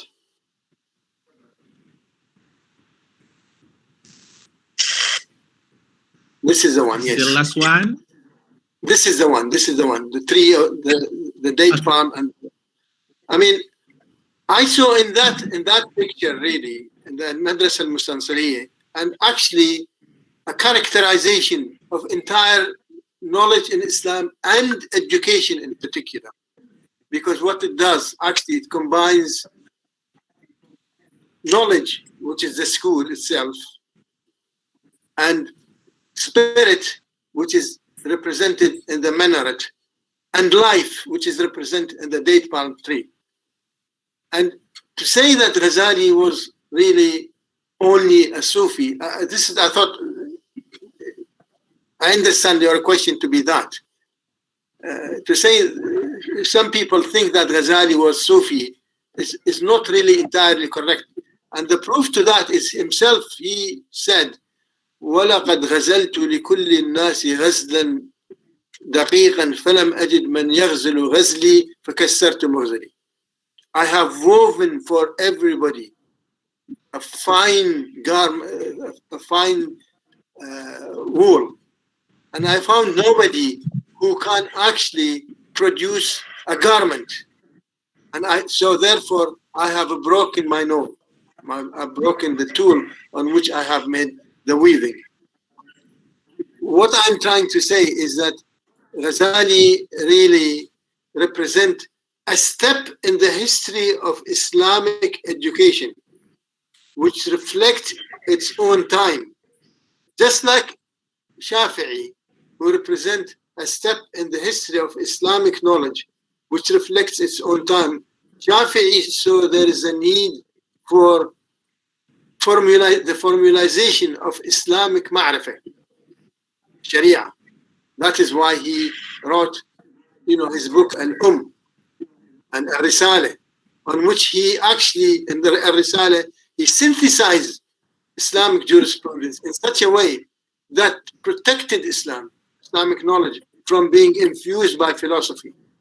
Whereby Ghazali, when he came, he popularized knowledge. And Ghazali follows the school of Shafi'i. So really, I don't know that this answered the question that you posed, brother. So the picture itself present the meaning of education. So I have a question for both, but maybe Prof. Dr. Mawil will answer first. This is an open question. So do you think we as a Muslim or Islamic educators are just follow blindly whether the teaching of Islam in the past or the teaching of Western thinkers in the past, or we have already developed a new thinking, but we are not present in the well manner. So right. Can you understand the answer? The other question? Yes, understand. I think really the blindfolded following is obviously in Islam need to be looked at through the inspiration of Surah Al-Ra'd. Allah subhanahu wa ta'ala says in Surah Al-Ra'd, أَفَمَنْ يَعْلَمُ أَنَّمَا أُنزِلَ إِلَيْكَ مِنْ رَبِّكَ الْحَقُّ كَمَنْ هُوَ أَعْمَى. The person who knows what has been revealed to you is the truth, is not like the blind.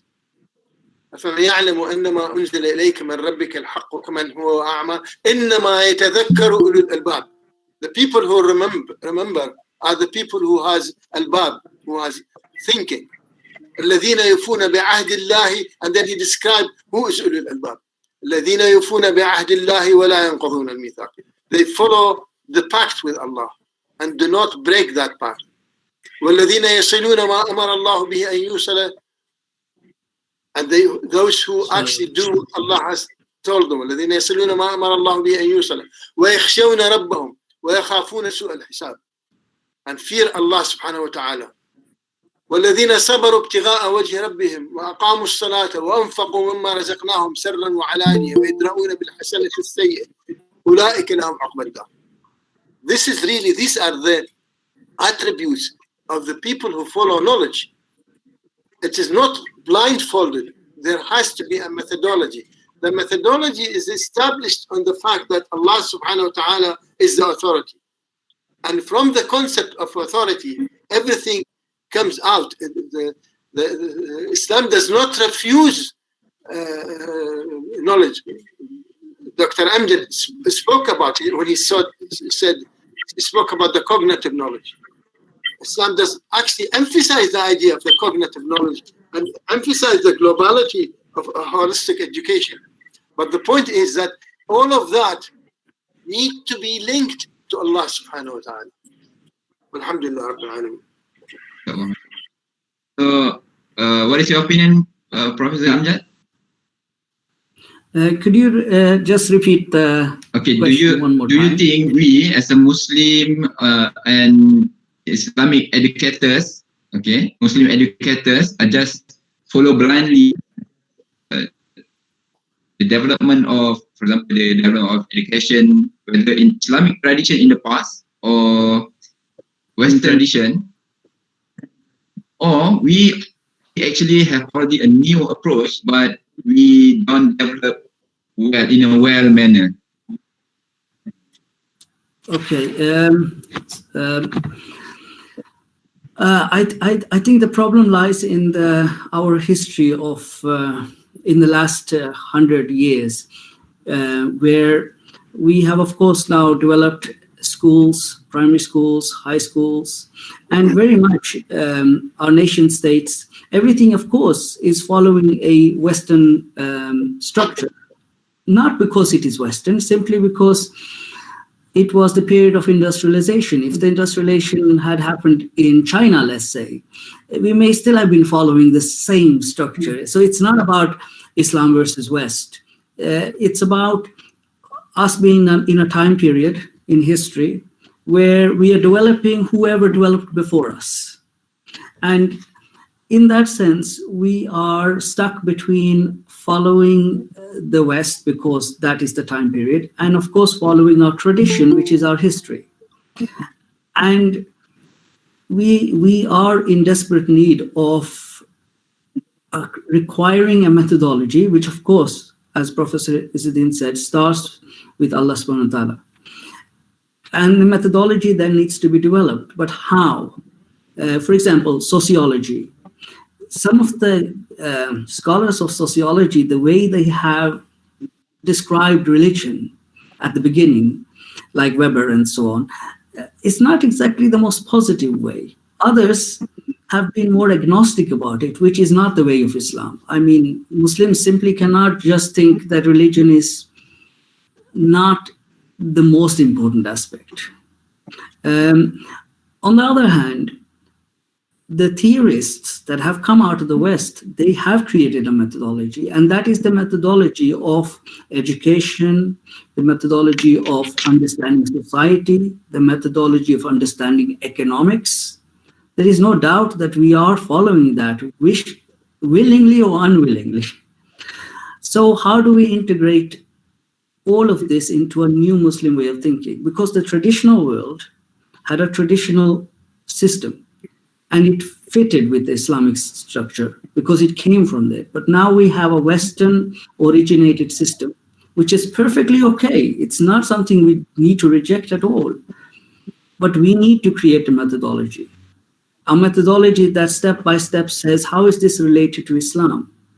And of course, Islamic fiqh, as Professor Izzuddin says, does come into it. For example, the way Imam Shafi'i saw things was different from Imam Abu Hanifa. Imam Shafi'i's way was to look for the textual background for everything, whereas Imam Abu Hanifa was looking at the principles behind everything. Okay, Imam Abu Hanifa's was there for a wider understanding.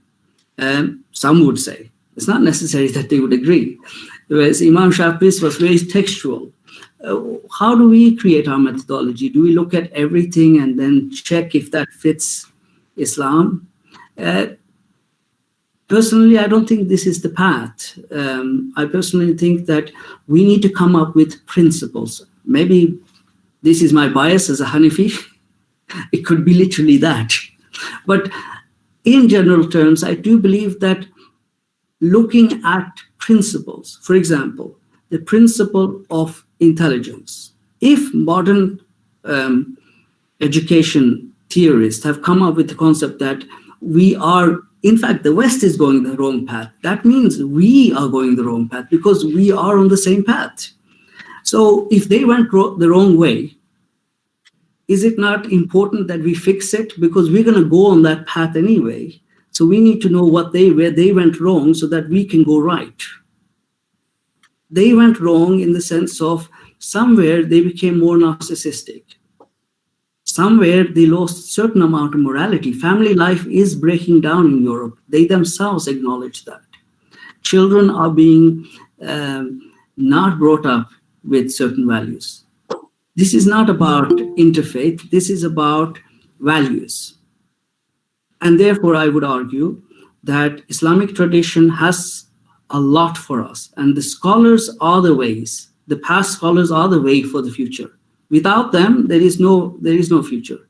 But their path was created for a time structure. And our time is different. So their principles are the ones that we need to find.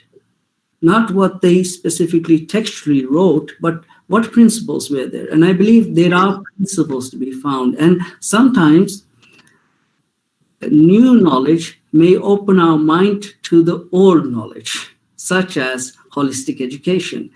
Why is it that in 100 years ago, when Muslims first created the nation states, nobody thought of holistic education when it's already there in Islam?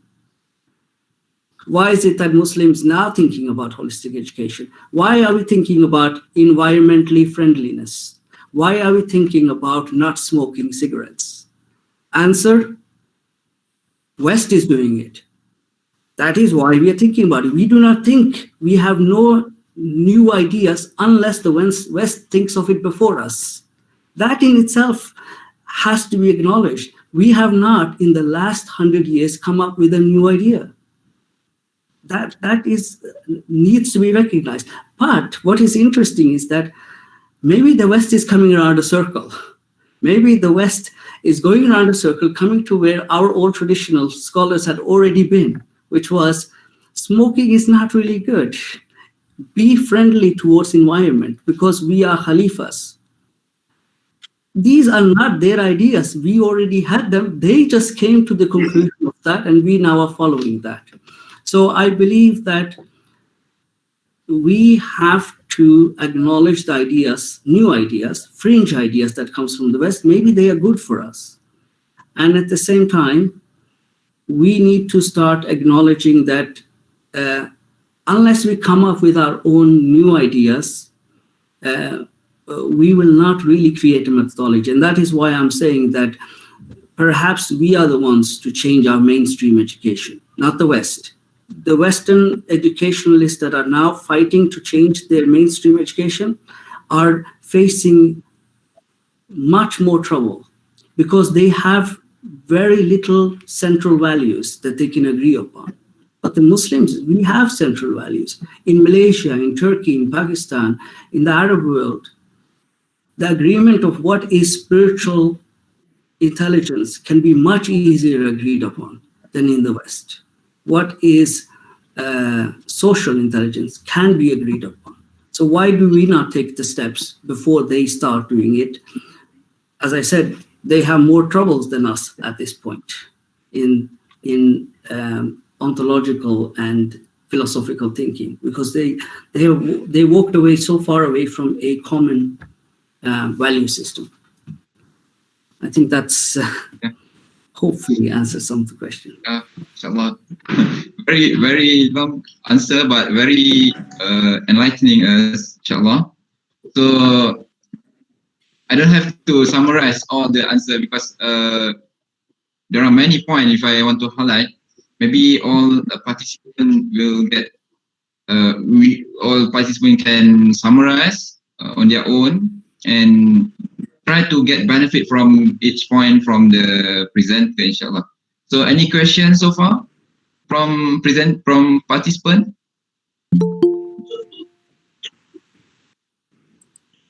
Okay. So, sorry.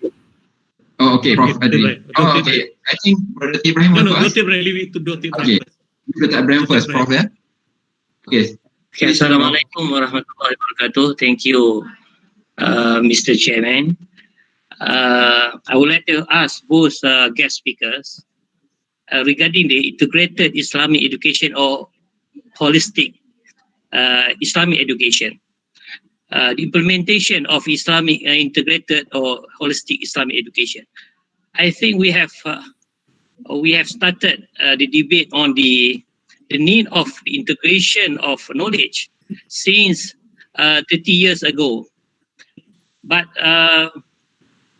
from my observation, we cannot see a clear or obvious institution that implement education holistically at the stage of school or the higher educations.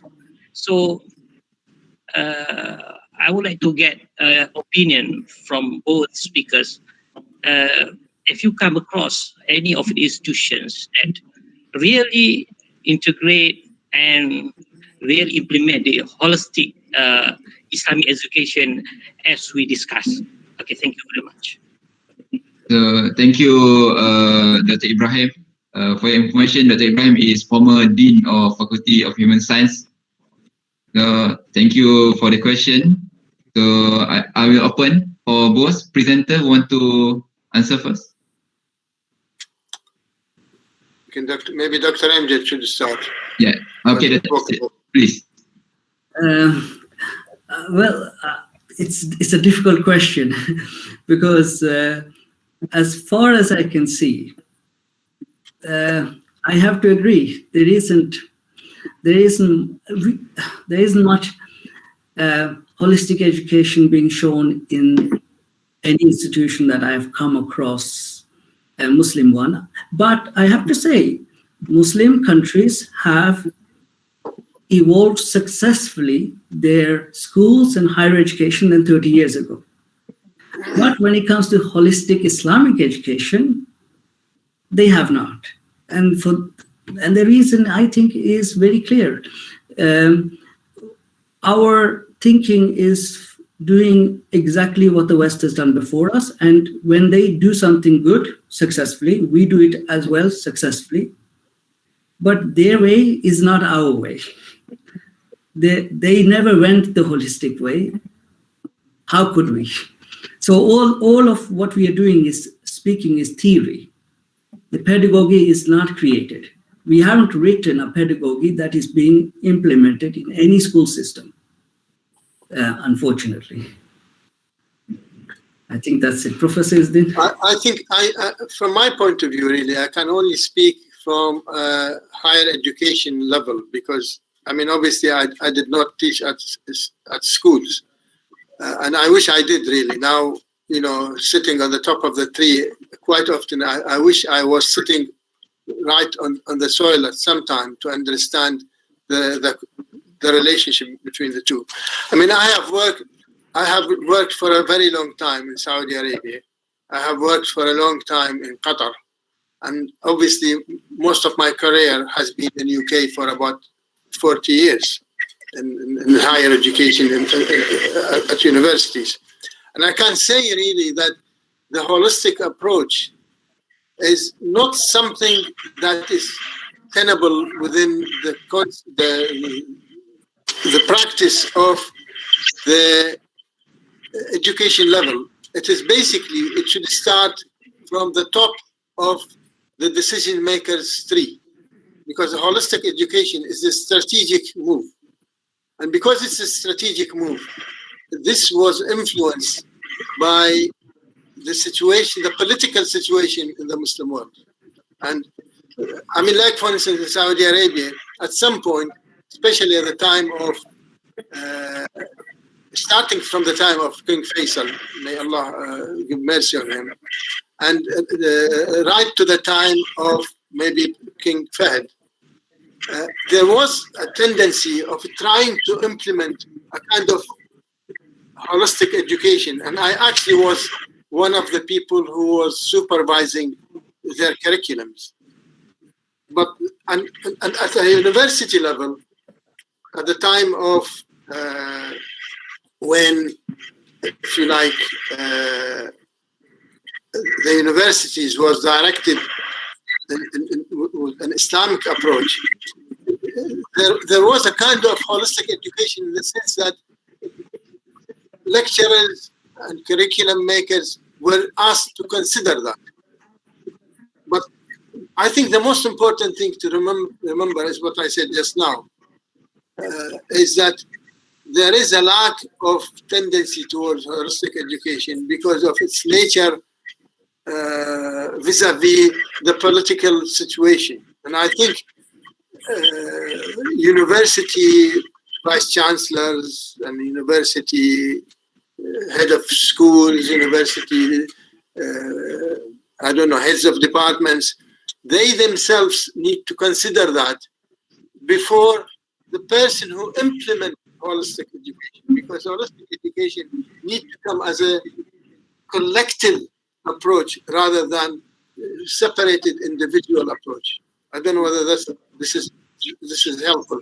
And I feel that sometimes really Malaysia is very well situated, and by all means Turkey, which Dr. Amjad might be able to speak, some parts of Turkey, not necessarily all, they actually practice holistic education without knowing, without having a strategic plan to do that. I think the important thing is to have a strategic plan to do that. When we had IHES, the European College, which we started in France, and then we moved on, and we had a branch in London and a branch in Wales, and the branch in Wales did not succeed. One of the most important challenges that we had is how to actually fit the concept of Islamic education within what the society demands. And the society, and because we were living in Europe, I mean, I was actually the head,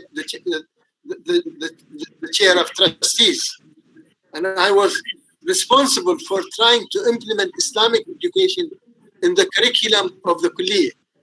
And you can do that, you can teach students principles of Islam and the holistic approach of Islam towards education. But when they go to the market, they will not find market for it because people are interested in the other alternative approach towards education, and that creates a gap. And I think this problem exists now in the entire Muslim world, and that is why you created a two parallel system of education.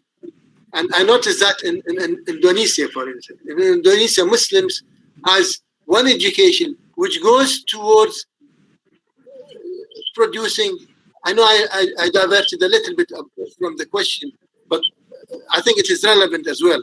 One goes towards producing ulama, khutaba, and imams for the mosque, and one towards producing teachers for the secular school, whereby we need really the combination of two in both of them. I mean, we need to have schools that teaches the secular concept of life, like geography, like history, like other things. At the same time, infuse the concept of Islam within it, or at least concept of belief in God if you are not a Muslim. But that approach is actually has no decision maker who rubber stamp it and work for it. There are some cases in the Muslim world, and we should not deny it really.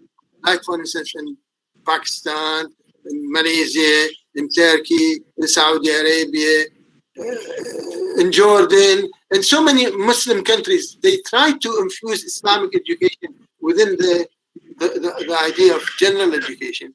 But they are always pushed back because of, when you go to the bank, what do you do with Islamic education? Because the student hasn't learned the relationship between Islamic banking and banks. I don't know whether this response is helpful or not. So thank you very much. I hope the answer. I hope can answer a question from Dr. Ibrahim. Okay, good, Dr. Ibrahim. I think this is a very long question, long discussion because one of our presenter is not appear. So Prof. Dr. have a problem with internet. Prof. Dr. Musa have problem with internet. So I think we can have a last question from Professor Dr. Adri. Is it okay? And Prof. Mail. Last question, okay? Yeah. Bismillahirrahmanirrahim. Assalamualaikum warahmatullahi wabarakatuh. Thanks, Mr. Chairman, Dr. Samsudin Abdul Hamid. Thanks, Prof. Mawil, for sharing today. Dr. Amjad, nice sharing today. Just one idea from me.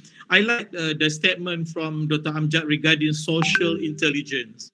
How the social intelligence is the important thing in our education.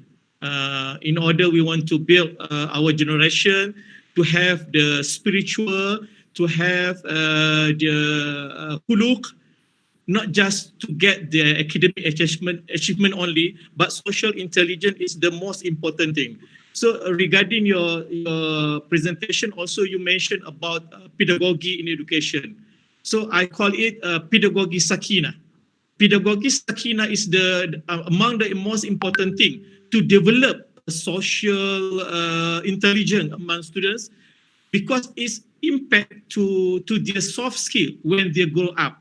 So my question I need a brief explanation from Dr. Amjad. Also relate to idea from what Dr. Prof. Mawi said just now about Imam Ghazali, which is Imam Ghazali emphasized on knowledge, and this is knowledge can build the social intelligence among new generation, and also for us as educator. That means we just no need just focusing on academic achievement only, but pedagogy sakina is also the most important thing in order to make sure the social intelligence among our students is achieved the right place. So what's your opinion, Dr. Amjad and Prof. Mawil, in order we as an educator to emphasize and focusing the social intelligence in our tarbiyah, in our ta'lim, in order to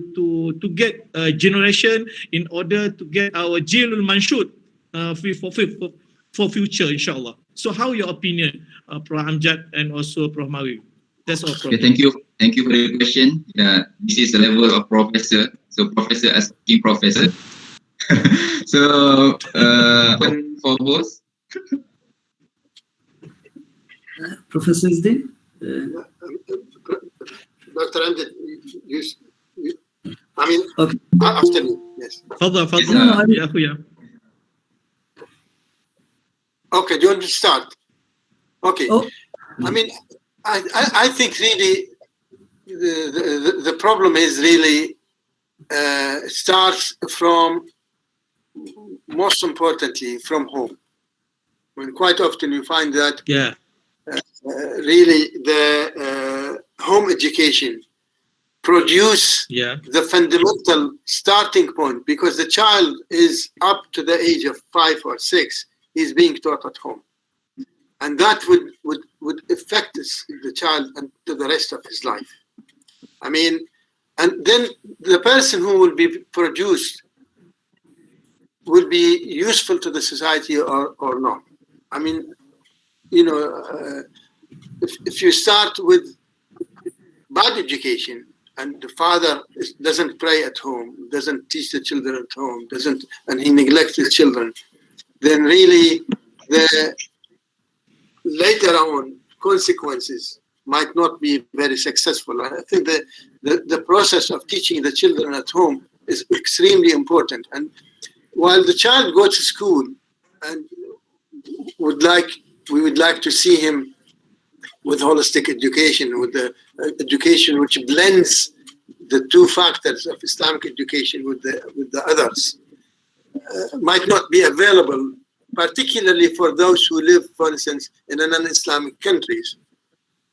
Then the parallel knowledge that should be gained at home should supplement that. And that is quite a difficult task, really. but at the end product will be affected to a great deal into that.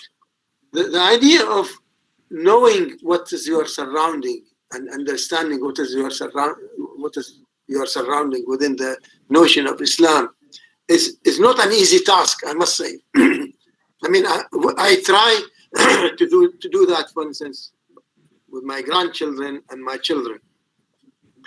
And unless you catch them right early in their life, you might be losing them in the end. They have to be right at the beginning. They have to be saturated and with love, Islamic love, to understand why Islam does that, why he say that. And the end result will be somebody who probably will be standing for the way of Islam and defend Islam and speaks about Islam. And you have the example of the Professor Amjad now. I knew him when he was young, and now I know him as a colleague now. Alhamdulillah, you know, and I think that home education has played an important factor in developing the character. And I think this is something that we have to remember. And schools really are important and useful. And the parents, I encourage parents to be part of the school monitoring bodies. I don't know whether you have this system in Malaysia. Yeah. When parents same. become government in the school and try to make the decision to that. And there has to be some kind of strategy among teachers whereby they utilize that area of strength, whereby you teach the governance, because quite often I see that governance.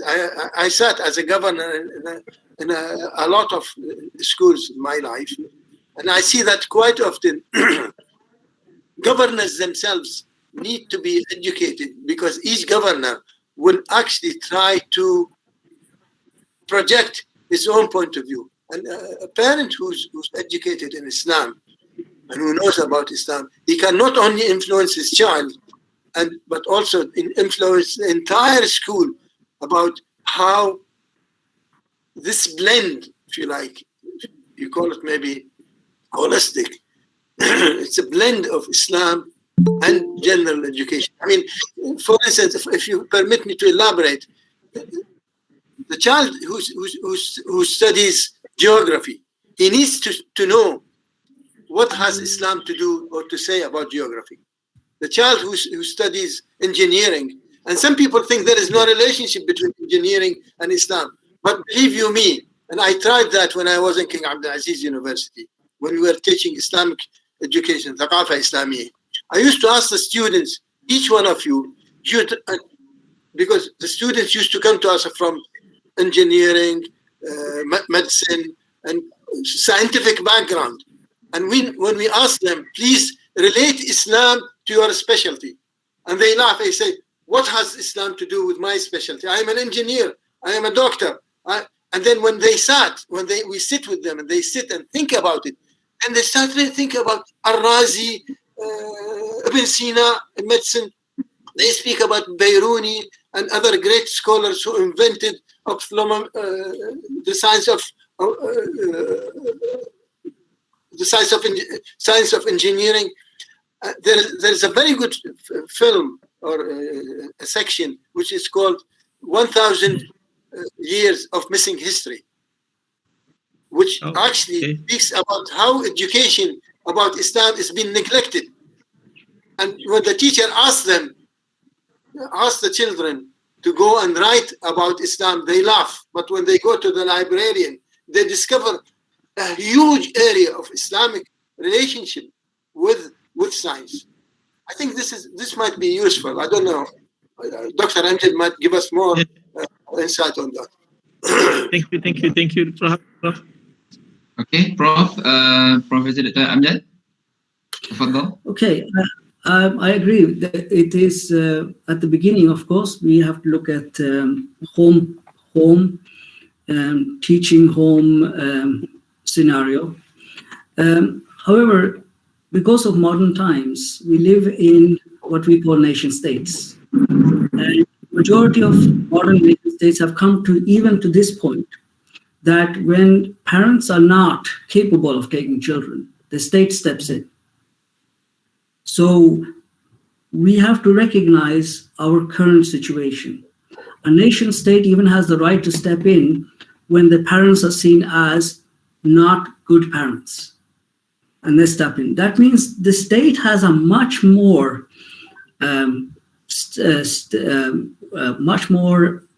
amount of responsibility on education now than it ever did in history.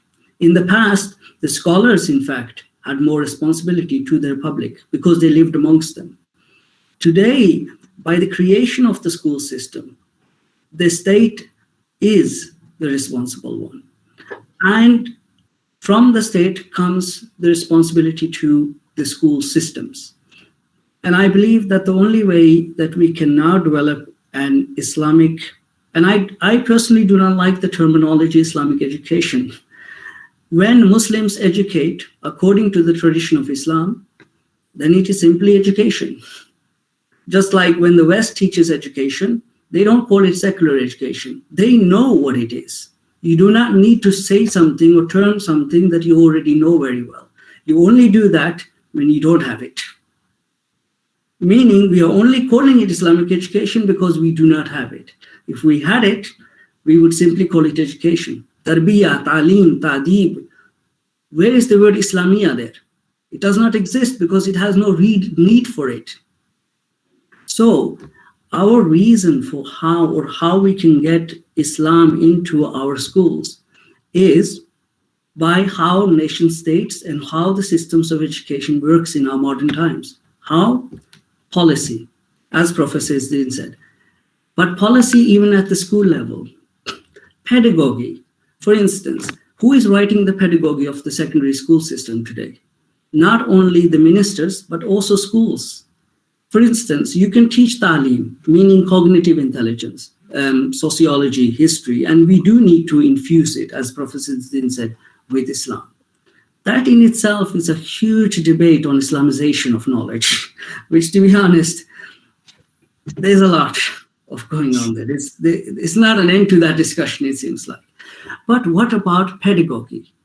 Pedagogy is not, it's about creating spaces inside the curriculum. For instance, you can go into a class and learn history. That's your knowledge. And how you infuse it with Islam is a debate. But what about ethics? Where is it? It's not in a curriculum. It's inside the pedagogy.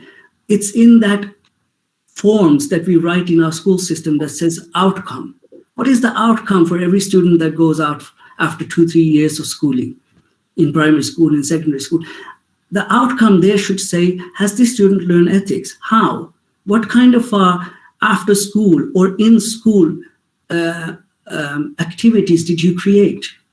Where is it on the paper? Now, sometimes it can only be on paper and not in reality. So we have to even be careful about that.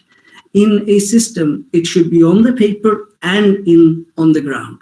But if it's not on the paper, it's definitely not going to be on the ground.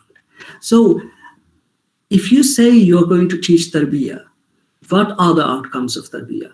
What are the outcomes after that? Can you assess how a student has learned to be respectful to the teacher? Can you assess how a student have learned how to not swear? Swearing is one of the biggest problems of our younger generation. Everyone likes swearing. Swearing, in fact, the princes of the royal family of England are swearing. I've never heard the royal family ever swear before. That was never a part of it, but we are now regressing. Instead of speaking good English, they want to speak bad English. You want to swear, you want to use all of these. Where is this coming from? Of course, from society. What's schools doing about it? Nothing. They have no techniques, no pedagogy to develop a socialization that would fight this. So how do you expect to move on? Important.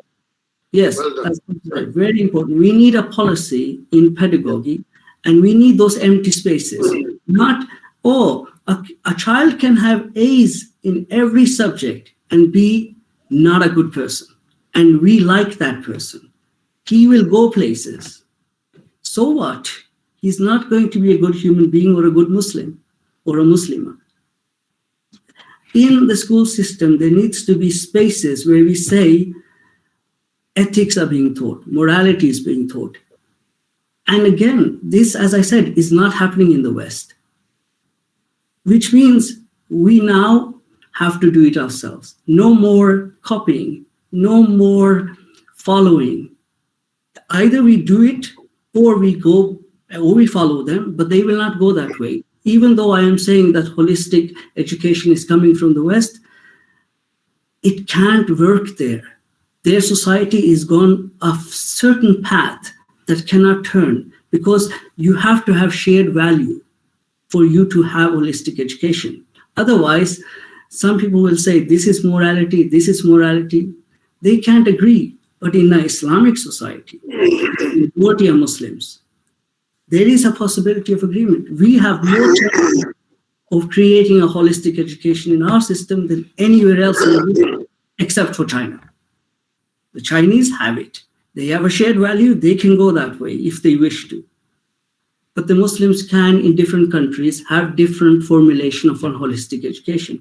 Now, if you want to call it Islamic because it makes you feel better, do so. For me, the moment you have holistic education, you are following the scholars of the past. That is it. Holistic means to create a whole person. What else is Islam about? To create the whole person that worships Allah, that is good to his parents. And we know what is happening. Parents are being left elderly, youngsters are behaving in a certain way. There's nothing Islam about it. There's nothing spiritually about it. There's nothing socially about it that fits Islam. And it doesn't matter how much we say we have Muslim nation states. It doesn't matter how much politics we change. We will not be able to change popular media perception. That is, look at Netflix. Netflix is one of the biggest pushers of social media development today.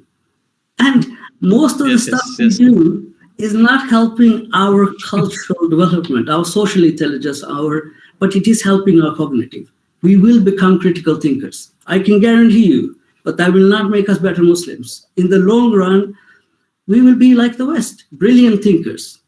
They have some of the best thinkers in the West. They have some of the best ideas coming out of the West. But what they are lacking is morality.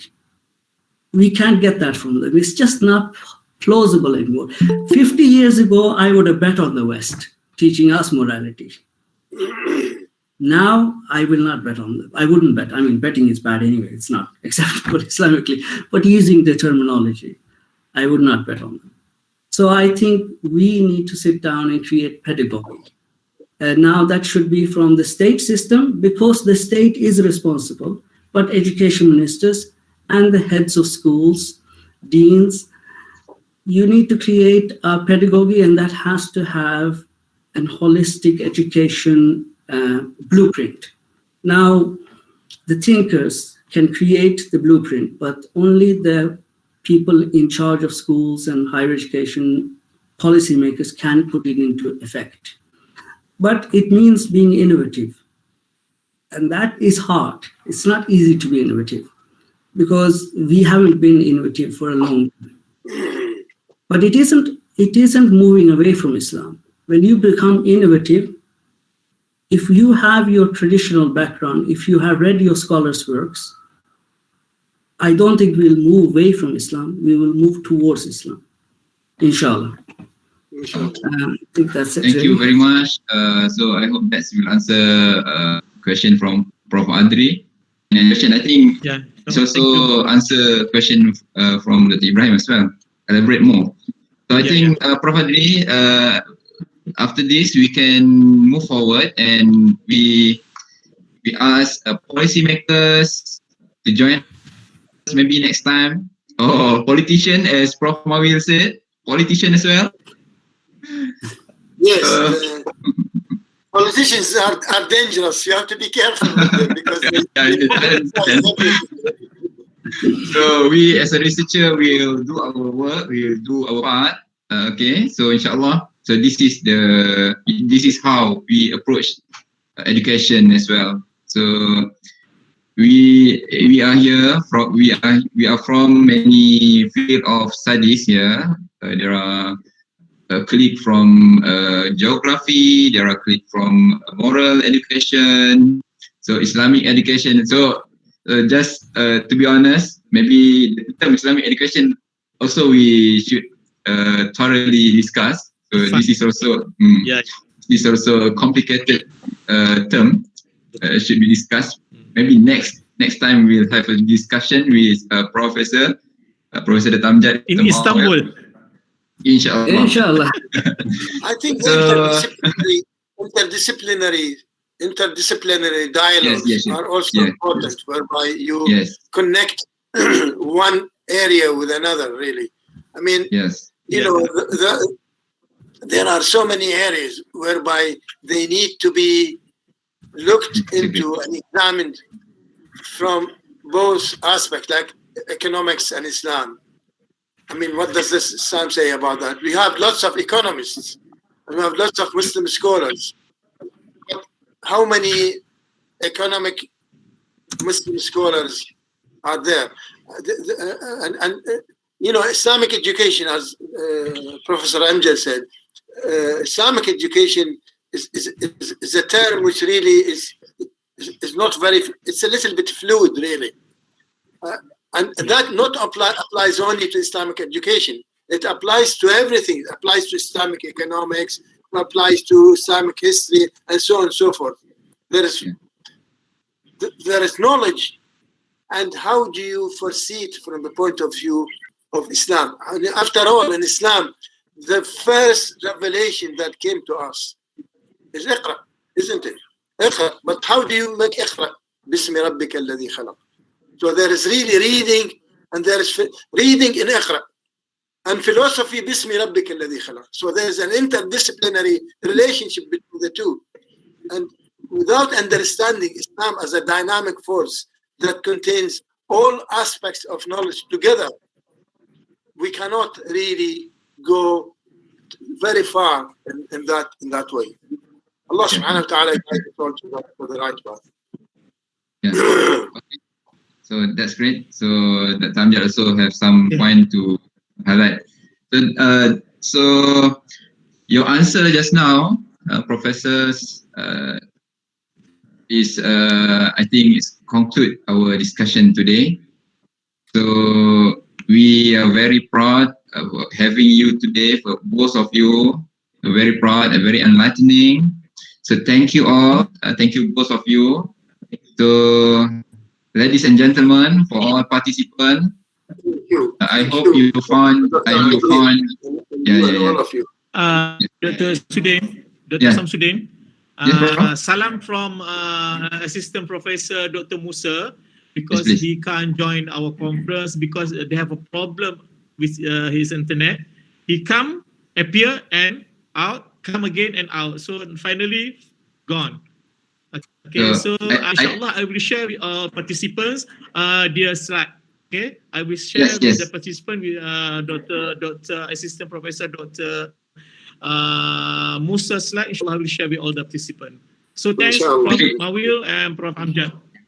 So maybe he also can make a short video to give us some discussion. Okay, so thank you all, thank you all participants. I hope you found it and useful. So thank you for spending time with us today.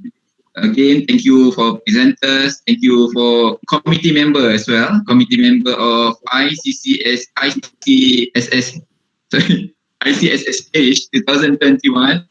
And thank you again for participants. Hopefully we can see in the next 2 years for the next International Conference on Human Sciences and Humanities. Maybe for the next time we have policymakers and politicians, inshallah. So with that, let's read Kafaratul Majlis, Tasbih Kafara, and I close this ceremony with Assalamu alaikum wa rahmatullahi ta'ala wa barakatuh. Waalaikumsalam Thank you. warahmatullahi wabarakatuh. Thank you for having me. Saya Prof Izzuddin, insyaAllah. Thank you buat aktivitas saya. Thanks, Prof. Inshallah, we'll see Professor Amjad will be in touch, inshallah. Inshallah. Inshallah. Be in touch, insyaAllah. Very many Open thanks, discussion. Professor Ali. Very much. Thank you very much, Chair, for sharing us. And a huge thank you for the Vice Chancellor of your university and all Yes. the people who are in charge of it. Thank you very much indeed. And InsyaAllah. I hope we will Yes, have sir. better, stronger relationship, inshallah, in the future. Amin ya Allah. Amin. Yes, Assalamualaikum. Okay, terima kasih Dr. Nazira, Ustaz Muhammad, Dr. Ustaz Azura, terima kasih semua. Thanks, Kalai. Dr. Yunus, terima kasih. Ustazah Nuliana, thank you. Terima kasih Dr. Abu Zarin. Thanks, Ustaz Abubakar, Samad. Rustia, insyaAllah kita akan keep in touch dalam grup nanti. Okay, terima kasih semua. Handsome sangat tu. Dr. Amjad, Dr. Abu Zarin. Dr. Musa tadi dia try banyak kali Dr. Samsudin siang dia, tapi it's okay. Akan share. Okay, so thank you Dr. Amjad. Okay, Dr. See you in Istanbul. Go lah. Allahu Akbar. Terima kasih. Ahmad Salhuddin, thank you. Masyiah, thank you. Faizul, thank you. Syamira, terima kasih. Atira, thank you Atira.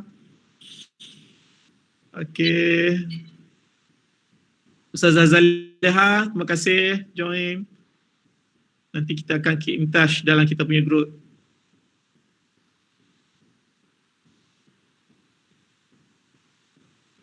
Ustaz Ridwan, Dr. Ridwan, thank you Dr. Ridwan. Siti Adawiyah, thank you. Hanif, thank you Wan Hanif.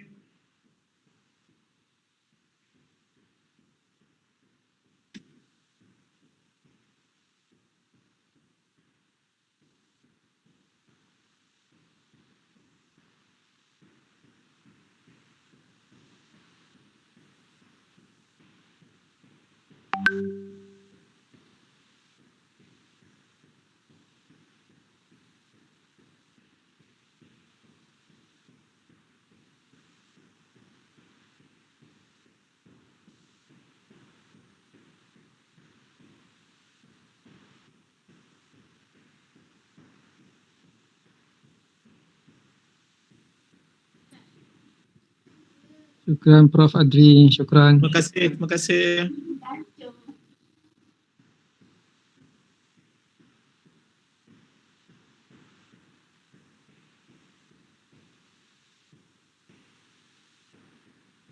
Terima kasih Prof. Terima kasih Doktor. Terima kasih.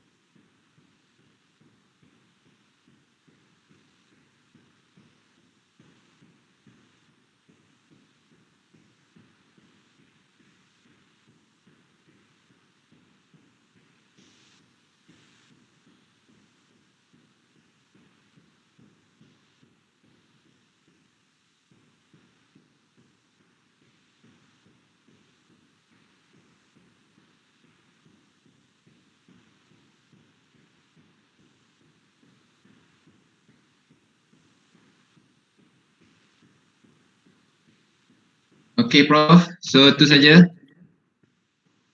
Okay, terima kasih, terima kasih. Kita berinteraksi di tempat lain pula. Okay, Assalamualaikum. Assalamualaikum warahmatullahi wabarakatuh.